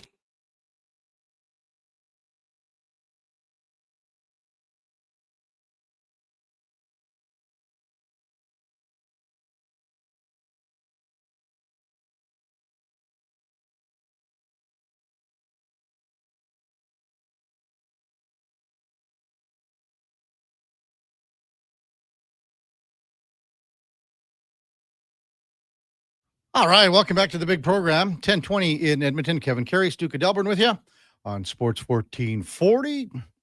Josh Fenwick, Sam the Record Man. We're streaming on YouTube as well. So glad you're with us for the final hour here on Sports 1440. Really appreciate it. Man, we've had a busy show with Brent Myers to lead things off. He's got the new beer coming out, the big kickoff next Saturday, pardon me, I think. Lorianne Munzer's been by. Brian McTaggart. The Blue Jays kick off a big series with the Houston Astros tonight. That's going to be an interesting time. I mean, we got 3 big games here with Houston in the sense that, and they're not throwing their big nuts out. They're not throwing their big nuts out, Houston. They've got their 2 other guys, their main 2 pitchers, Framber Valdez and Hunter Brown. They will be not pitching against the Blue Jays, so that's actually a good thing. Those 2 guys will be starting Friday and Saturday when they go to Atlanta. So the Jays will face Garcia, Jason Alexander, yes, Costanza, and Christian Javier. So time now for the Puck Report, brought to you by Fountain Tire. Hey, you need tires right now, but your wallet isn't ready? At Fountain Tire, we got you covered with 0% financing for up to 6 months or easy equal payments over 12, both with no interest, because road ready should also mean wallet ready. See us today at fountaintire.com as we welcome in Josh Yohe from The Athletic. Good morning, Josh. You're with Kevin Karius. Thanks for jumping on Sports 1440 this morning. Really appreciate it. Oh, my pleasure. Getting set for another season here. It's just sort of crept up on us. I know, for us here in Edmonton, Josh, with the shorter summers the last 2 years, but it's been a little different with you guys in Pittsburgh there. But what's the feeling with the Penguins just overall going into this? I know what it's like to be in back-to-back Stanley Cup finals, so I know what that short summer is like. Yeah, my off seasons the last few years, like, man, this has been a long time. This has been like 5 or 6 months. I'm not used to this rebuilding. I think generally the Penguins right now, nobody wants to use the R word, but they're rebuilding like they are. And it's a strange rebuild because they still have 7 or 8 guys in their 30s on the team, a lot of whom who have no trade clauses. So it's probably not a real rebuild that's moving as swiftly as Kyle Dubas would like as a result, because he's handcuffed by that. But you still have Sidney Crosby, who's one of the best players in the world, even at age 38. But the rest of the team, frankly, is not very good. And I don't think it's going to be a very good season for the Penguins. And I think they're at least a couple of years away from getting back to a playoff spot, even though their system is finally starting to improve. Would you say, Josh, about a 500 team again next year? Probably, if that, to be honest. They're going to score goals. Like, if you look at the Penguins on paper, their top 3 lines are pretty good. But their blue line is just abysmal. I mean, when you're only 2 guys who can really eat up minutes are Erik Karlsson and Chris Letang. And if you saw the Penguins play last season, those 2 were absolutely awful for most of the season. So you've got those 2 and a bunch of kids on the blue line. If you're into the whole gambling world, I would suggest betting the over in a lot of Penguins games. I think you'll be very successful. Josh Yohe with us on the Kevin Karius Show on Sports 1440. Sidney Crosby in Vegas with a lot of other players on the media tour. He had many interviews last night, as you know, Josh, just in the sense of his future. How often do you get asked about it? I mean, could be fans, could be other media just saying, we all know what a great career he's had in Pittsburgh, but do you think he'll finish it there too? You're not the first person to ask me that. That is true. And in fact, my colleague Pierre Lebrun at The Athletic just wrote an article about an hour ago where, Sid doesn't say he wants out of Pittsburgh because he's made it so clear that he doesn't. But his agent, Pat Brisson, sure had some things to say. Mm-hmm. And Pat basically said, anything's on the table, and he didn't sound real happy about the Penguins rebuild and how long it is taking. I know that's going to generate a lot of headlines. Sid has always told us he wants to be a one jersey guy, that's an incredibly important thing to him. And I believe him when he says that. Mm-hmm. But no 38-year-old player wants to be part of a long-term rebuild. And I think anybody would understand that. So I don't really think he's going to go anywhere, but I probably think it's more possible than I did a year or 2 ago. Just when you hear his agent say stuff like that, I doubt Pat Brisson would come out and say stuff like that without Sid's consent. So it gets your attention. What's it been like for you, Josh, covering this guy, Sidney Crosby? And more so just in the last few years, because we haven't seen a drop off at all in his game the last, 3-4 years or so. One of my favorite days of the season is the very first day of training camp. The first day of training camp, guys are usually rusty. They haven't really played much. And and you can see they're just kind of finding their way. And I always watch him on the first day, and he always looks unbelievable, like it's opening night and he's ready to go. And we always laugh in the press area at their practice facility every year on the first day. We go, oh yeah, like he's still that good. You almost take it for granted because he's been a part of our lives now for more than half of his life. Yeah. He came to Pittsburgh. He was 17 when he was drafted by the Penguins. He's 38 now. And there's not really much drop off in his game. A little bit. He's not as explosive as he once was. I actually, years ago, I asked Billy Guerin, who's now the GM in Minnesota, his old line mate. I said, has Sid maybe lost a quarter of a step? He said, no, the rest of the league's just a lot faster. He said McDavid and McKinnon weren't in the league 15 years ago, so maybe Sid doesn't look. Back then, he was the fastest guy. Guys are just getting faster now, but he's still a marvel to watch. And I always tell people when they ask me about covering him for all these years, just an extraordinary human being. He is legitimately one of the kindest, most decent human beings I've ever met in my life, and it's a privilege to cover him every day. Oh, I can't imagine. I remember the first time then they came to Edmonton, and they had the news conference at the Hotel Mac, and they did it inside. And man, he looks so young, and he still looks pretty darn good too now, John. I just remember that how many media that were there, and it was a traveling roadshow back then, and that was again 20 years ago. So pretty cool stuff. Josh Ohe from The Athletic, our guest on the Kevin Karius Show on Sports 1440. Do you think because of the Olympics, Josh, that he maybe handles the first part of the season a little bit differently? Because as you say, you don't expect them to be a playoff team, but Sid expects to win a gold medal. So how do you think he handles that? Well, I mean, yeah, the Olympics are kind of that dangling carrot for him that are probably giving him a lot of motivation, this season. Of course, that's in the back of his mind. This will be in all likelihood his final chance to play in the Olympics, a chance to go 3 for 3. He takes representing Canada so seriously. I mean, it's an enormous part of his life. It's a huge deal, but he won't take anything differently entering the tournament. Honestly, Sid will always tell you he thinks he plays his best when he plays a ton. Like when he plays like 9 games in 15 days, most people want to take a nap after that, but for him, no. And I actually talked to him after the Four Nations tournament. And I said, you've got to be exhausted, because you might recall they had, games 2 days later after the Canadian American final game, and the Penguins had back-to-back games that weekend. I said, are you going to take a day off? Aren't you exhausted? And he told me that at his age, he hates taking time off, because when he takes time off, that's when his hands don't feel right for a few days afterwards. Like, in other words, just the more he works, the more he keeps going and staying in that rhythm, he thinks he plays better. So I don't think he'll make any changes to his routine, or he'll still want to play his 22 minutes a night or whatever and play. He feels like that's how he operates best. I have to ask you about a guy that played his junior here in Tristan Jarry. Things that he had to go through last year, up and down. His career has been maybe a little bit like that too. You would know better than anyone, but just where's he at this stage of his career, do you think, Josh? He has so much physical talent. I always say, just in terms of pure ability, he's top 10 in the league. I really believe that. It's always between the ears with him, and he loses his confidence very easily at times. Last season was tremendously trying for him. The Penguins put him on waivers. They sent him to Wilkes-Barre on 2 occasions in the American Hockey League. And I don't think they had any intention on bringing him up the rest of the season last year, but they had some injuries and some performance issues, and they felt that they had no choice. And then Jarry comes up in the last 6 weeks. He was outstanding, playing behind a horrible defensive team. I think he put up a .903 save percentage, which might not sound much, but behind that team, it was actually really impressive. And I give him a lot of credit. His career may have been on the line at that point if he were sent down to Wilkes-Barre for a 3rd time in one season, but he kind of reestablished himself. I wouldn't be shocked if he's the number 1 guy to start the season, but I will say, I think Tristan just screams out as a guy who could use a change of scenery. And because he makes more than $5 million a year for 3 more years, I don't know that anyone will take that contract. But boy, he has talent. And I think if he just had new surroundings, that might be the best thing for him. It's always a mystery with him. You don't know which guy you're going to get, but I will be very interested to see what his form is like when training camp begins.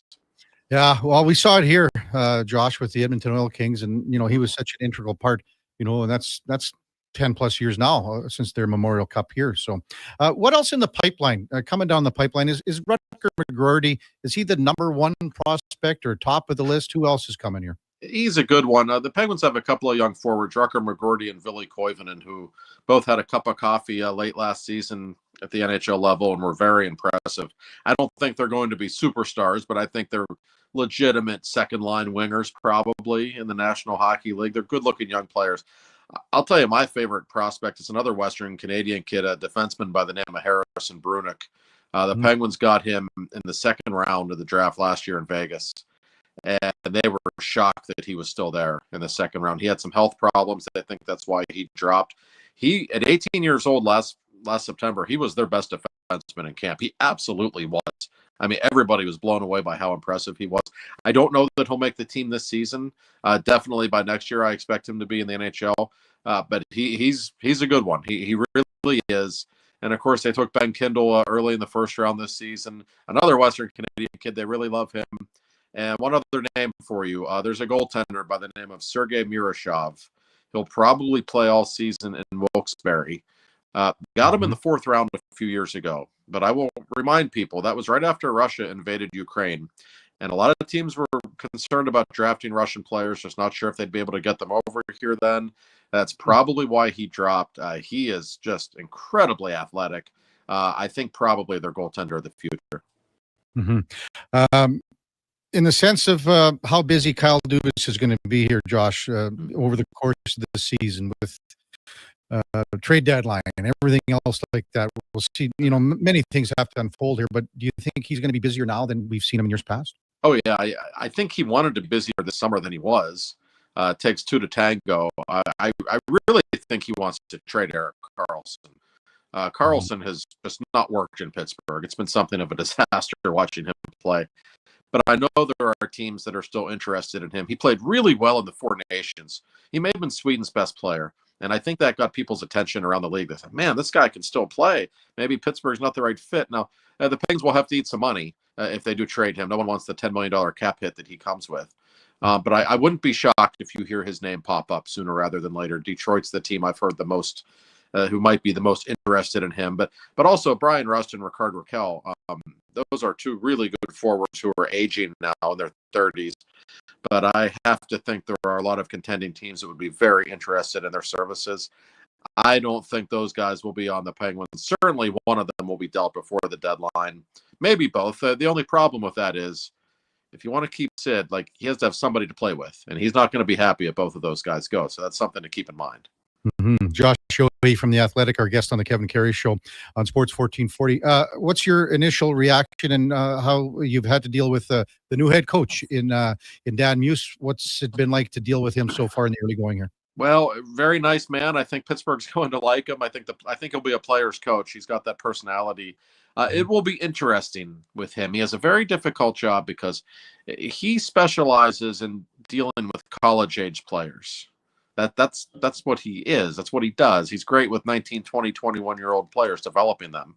And the Penguins are going to have a lot of those guys in coming years. So it makes sense they would bring him in.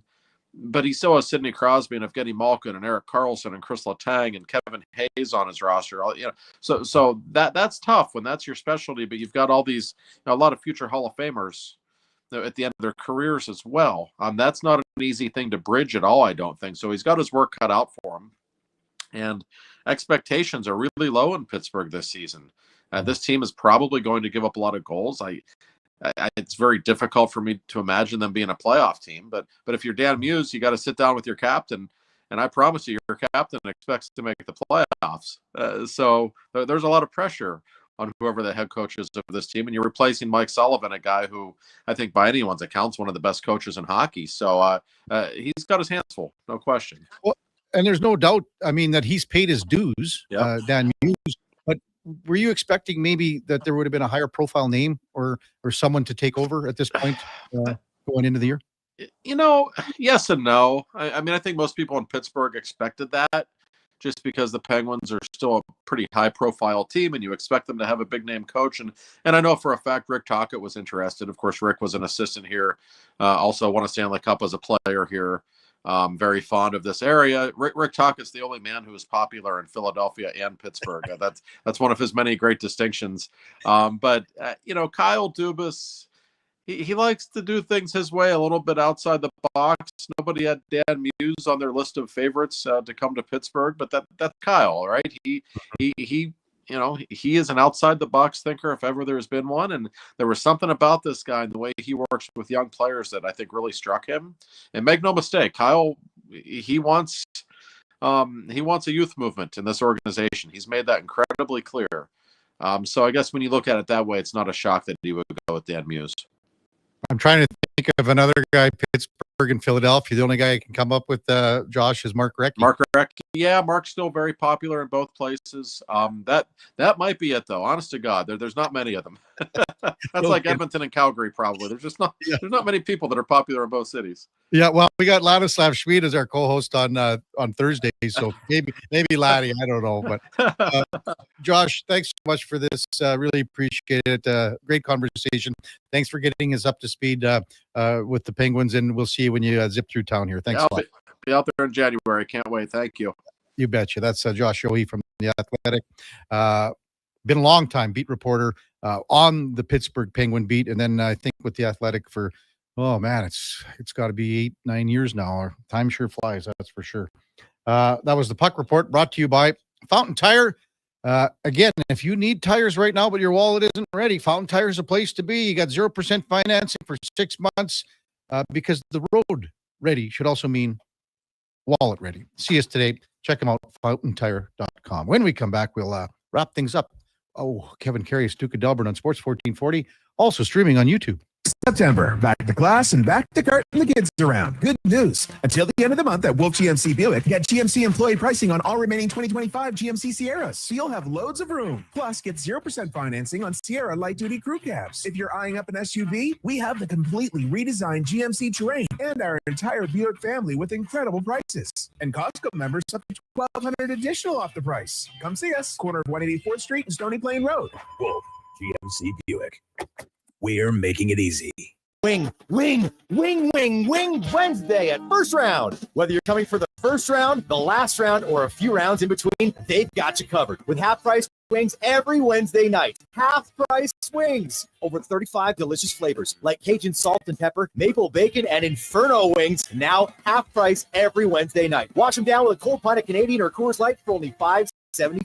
Half price Wing Wednesdays at First Round in West End and now downtown. First Round, burgers, beer, sports. What's your vision for your community? At Vision Credit Union, ours is a thriving rural Alberta where kids have team jerseys, firefighters have the gear they need, and community kitchen fridges stay full. It's why we give back millions every year through grants, donations, sponsorships, and profit shares. Because when your community succeeds, we all do. Bank somewhere with Vision. Vision Credit Union. We see banking differently. Learn more at visioncu.ca. Every weekend, listen right here for live broadcast of Toronto Blue Jays baseball. Sports 1440, proud to be the home of the Blue Jays. The ATB Classic is returning to Northern Bear Golf Club. An international field of professionals will battle it out on their path towards the PGA Tour. Advance tickets are $20 or upgrade your access to sit greenside in the Sports 1440 Birdie Bar. Presented by Sleeman. Net proceeds go to Youth on Course to give kids age 6 to 18 access to play golf for just $5. Come see the future stars of the PGA Tour. The ATB Classic. September 11th to 14th. Get your tickets at atbclassic.com. I'm Rick Showers from No Bull RV, and you'd think that as a used RV expert, I'd be a real do-it-yourself guy. Oh, I know all the dirty and grungy stuff that has to be done to keep your quality used RV healthy, and I actually don't like doing it. That's why I hired a whole service team at No Bull. I get to talk about it on TikTok, and they get their hands dirty. Gotta be some perks to being the boss, Rick. That's right, Bob. It's only fair that I share it with everyone, which is why we've created our Camp Ready Club. Here's how it works. For one low monthly cost of just $30, we'll do your spring opening, fall closing, and all your regular scheduled maintenance on your used RV. Plus, club members get priority discounts and perks as well. You know it, Bob. Camp Ready means you've got everything you need. But if you require service or repair during the peak summer season, Camp Ready members go to the front of the line to get you back to the great outdoors faster. And that's no bull. NobleRV.ca.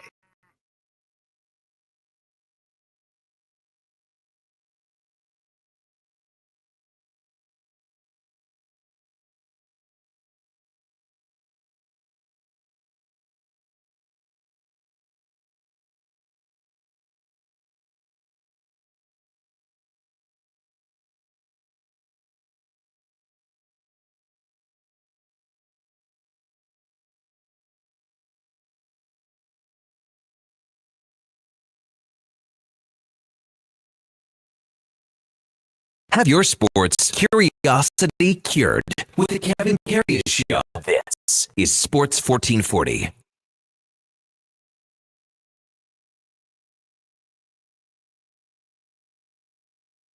All right, welcome back to the big program, the home stretch of the Kevin Karius Show, 1041 in Edmonton.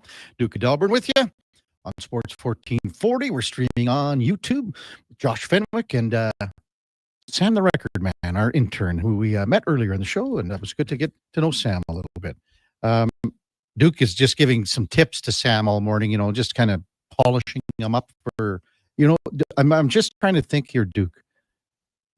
Like, you know, Pat Galenza, he's getting up there, you know. He can't be doing everything. Ouch. I know Pat's listening. I know he can't be doing everything at Nate, plus the critter, you know, and the costume. There are reports out there that Pat says he's hanging him up after this season. Of the critters? Yeah. Oh, I thought you were saying Nate. No. No. Pat will be there until they kick him out, which will be never. So. Well, I was just thinking, Duke, I mean, maybe this is in your future down the road, because I know you're such a, you know, a highly educated man. Right. And maybe down the road you end up instructing, teaching, shaping, molding the next wave, the next generation of broadcasters to enter the fray. It's an interesting proposition. I do enjoy when we have interns in and getting to work with them as they hone their craft, because in this realm, this sphere of the business, sports talk radio, I'm as green to it as anybody. I've been since we launched. That's been my time in the business. But I've had the chance to learn from some greats, yourself, Gregor, Connor, Lowtide, Declan, even as well. So it's been great for me to try and pass along some of that knowledge, because our interns start with us in the morning. It's just kind of the natural flow of their time here. And as a result, I get first crack at them. Yeah. Maybe just a smooth when they get to Connor. That's the finest grit you can get. Like that's 180, 360 grit. That's ready to hit the store shelves out there. The finest grit, probably even the polish, the stain on them. That's what Connor's doing, get him ready for sale, basically. So, yeah, they're polishing rocks at that point. Yeah. Exactly, Dude, exactly. Mine's a little more belt crude. sander. Mine's a little more crude at this coming stage. in with the belt sander, Duke. That's right. But to the notion itself, I like it, but I could never do what Pat does or any of the other great instructors down at Nate. To shout out Lamia, Dave. Sylvan, I think, retired, but she was still there when I went through my education. They're great. I loved all of them. I don't have their patience.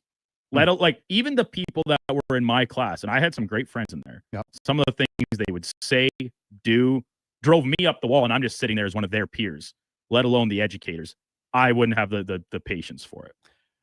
Well, I can tell you, Duke, it's a lot different now than for sure. When I broke in, you're still cutting tape. Well, no, just how maybe People older veteran reporters handled things back then. Okay, they weren't as receptive. How's that sound? They were like, you're telling me the veterans of the crew weren't quite as nice to you as a guy like Speck is to me. Yes. When we head out for a night at the Golden Bears game or something. I would never be invited, Duke, back in the day. I was never say, hey, would you like to come, out for a drink or something? No, not even close. In fact, So you're telling me I should be counting my blessings in here. I'm just saying times have God, changed. you inspect us. You guys are too nice to me. I There remember was no hazing. yeah, no hazing. I remember, Duke, the first Briar that I covered. It was 92, I think, in Regina. Terry Jones was there. And, you know, at the start of the week, Terry Jones, Larry Wood, maybe Dave Komoski. I'm trying to think of the other writers at the time because there was a lot of writers. They would have nothing to do with me. Nothing. Zero. Should have they?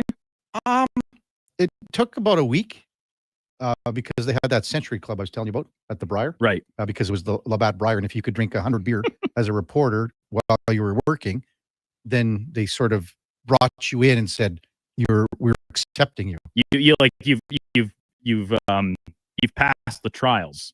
Yeah. And then even later, to be honest with you, I remember sitting with a guy like Terry Jones and Dan Barnes during the Oilers Stanley Cup playoff runs in the late 90s in Dallas.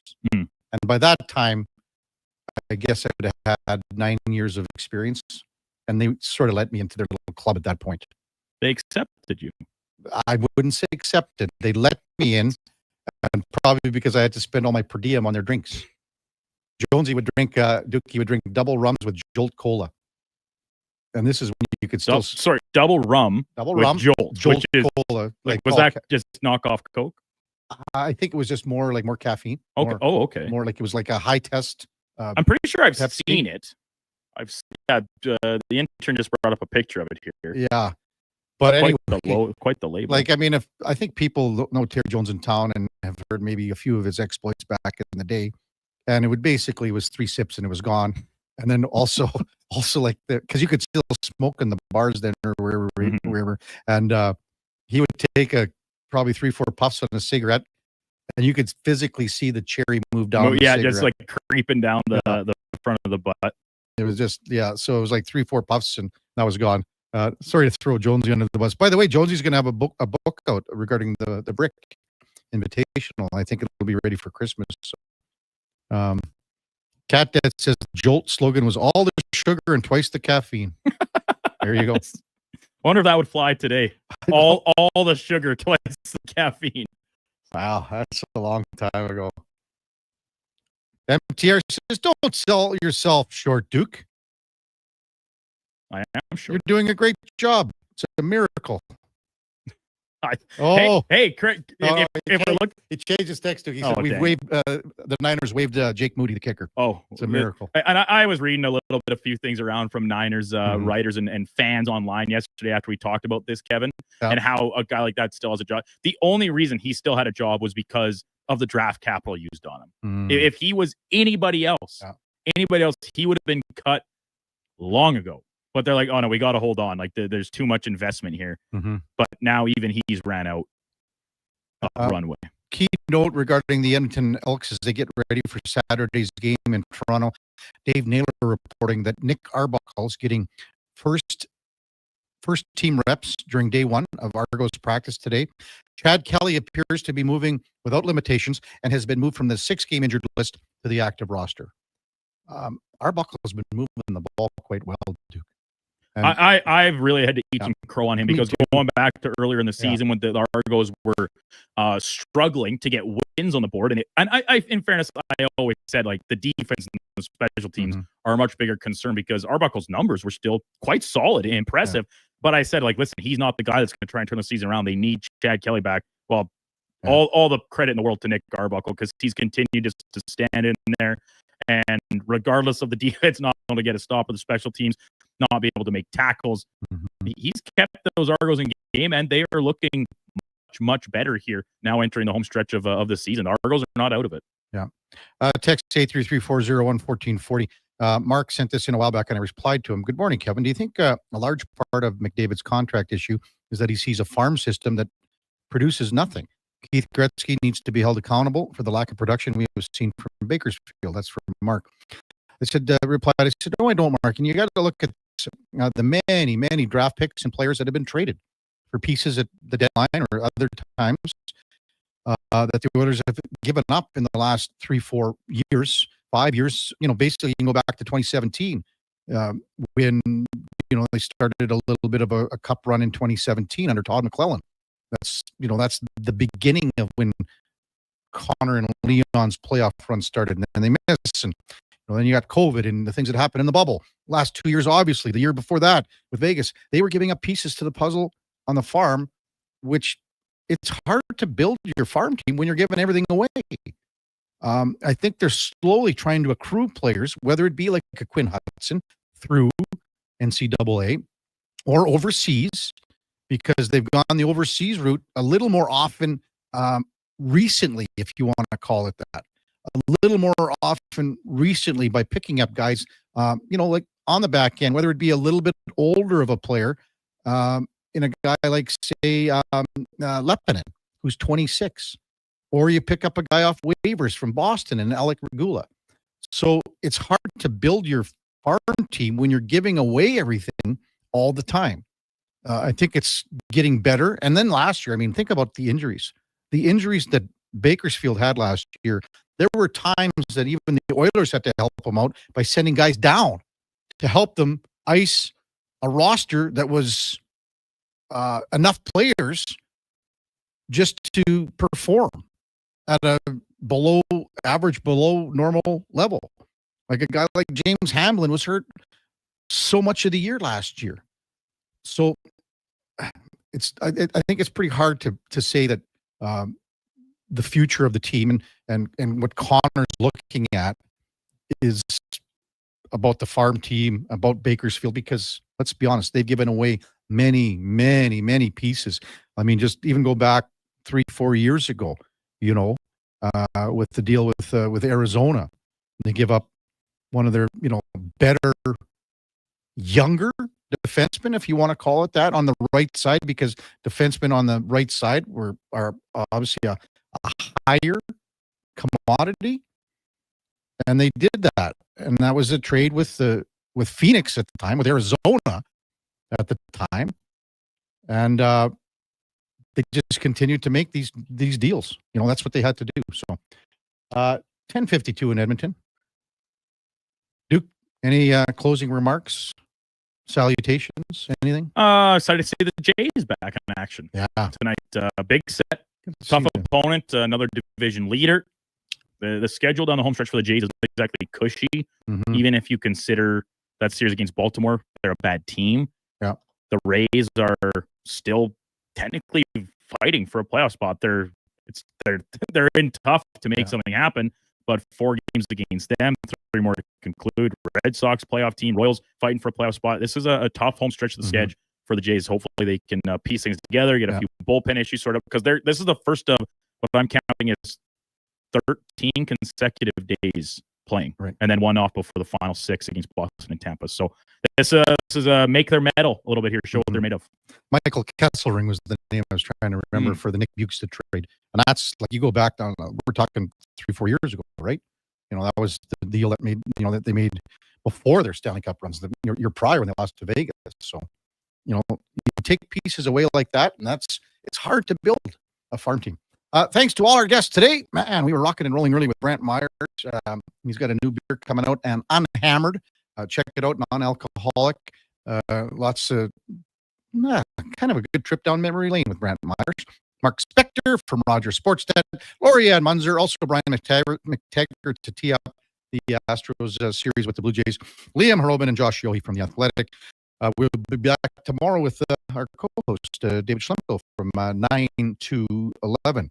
Coming up at the top of the hour, it is Fantasy Frenzy with the former Rush Chef T-Bird, Connor Alley and the Duke of Delburne. At 12 o'clock, it's the Lowdown with Alan Mitchell, 2 till 6 long. And again, we're back with you tomorrow at 7 o'clock. Before all that time now, for a Sports 1440 update, brought to you by Culligan. For all your residential water needs, your local water treatment company, more than just big bottles. Check them out at Culligan.com.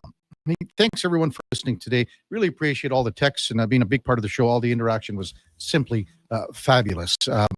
We will see you back here tomorrow morning at 7 bells. Have a wonderful rest of your Tuesday, everyone. Here is the Duke. This is a Sports 1440 update.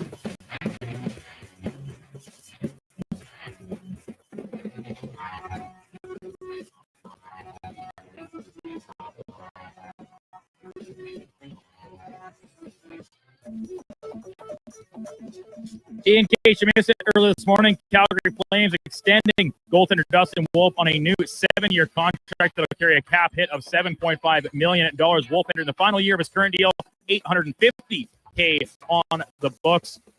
Wolf, runner-up for the Calder Trophy last season.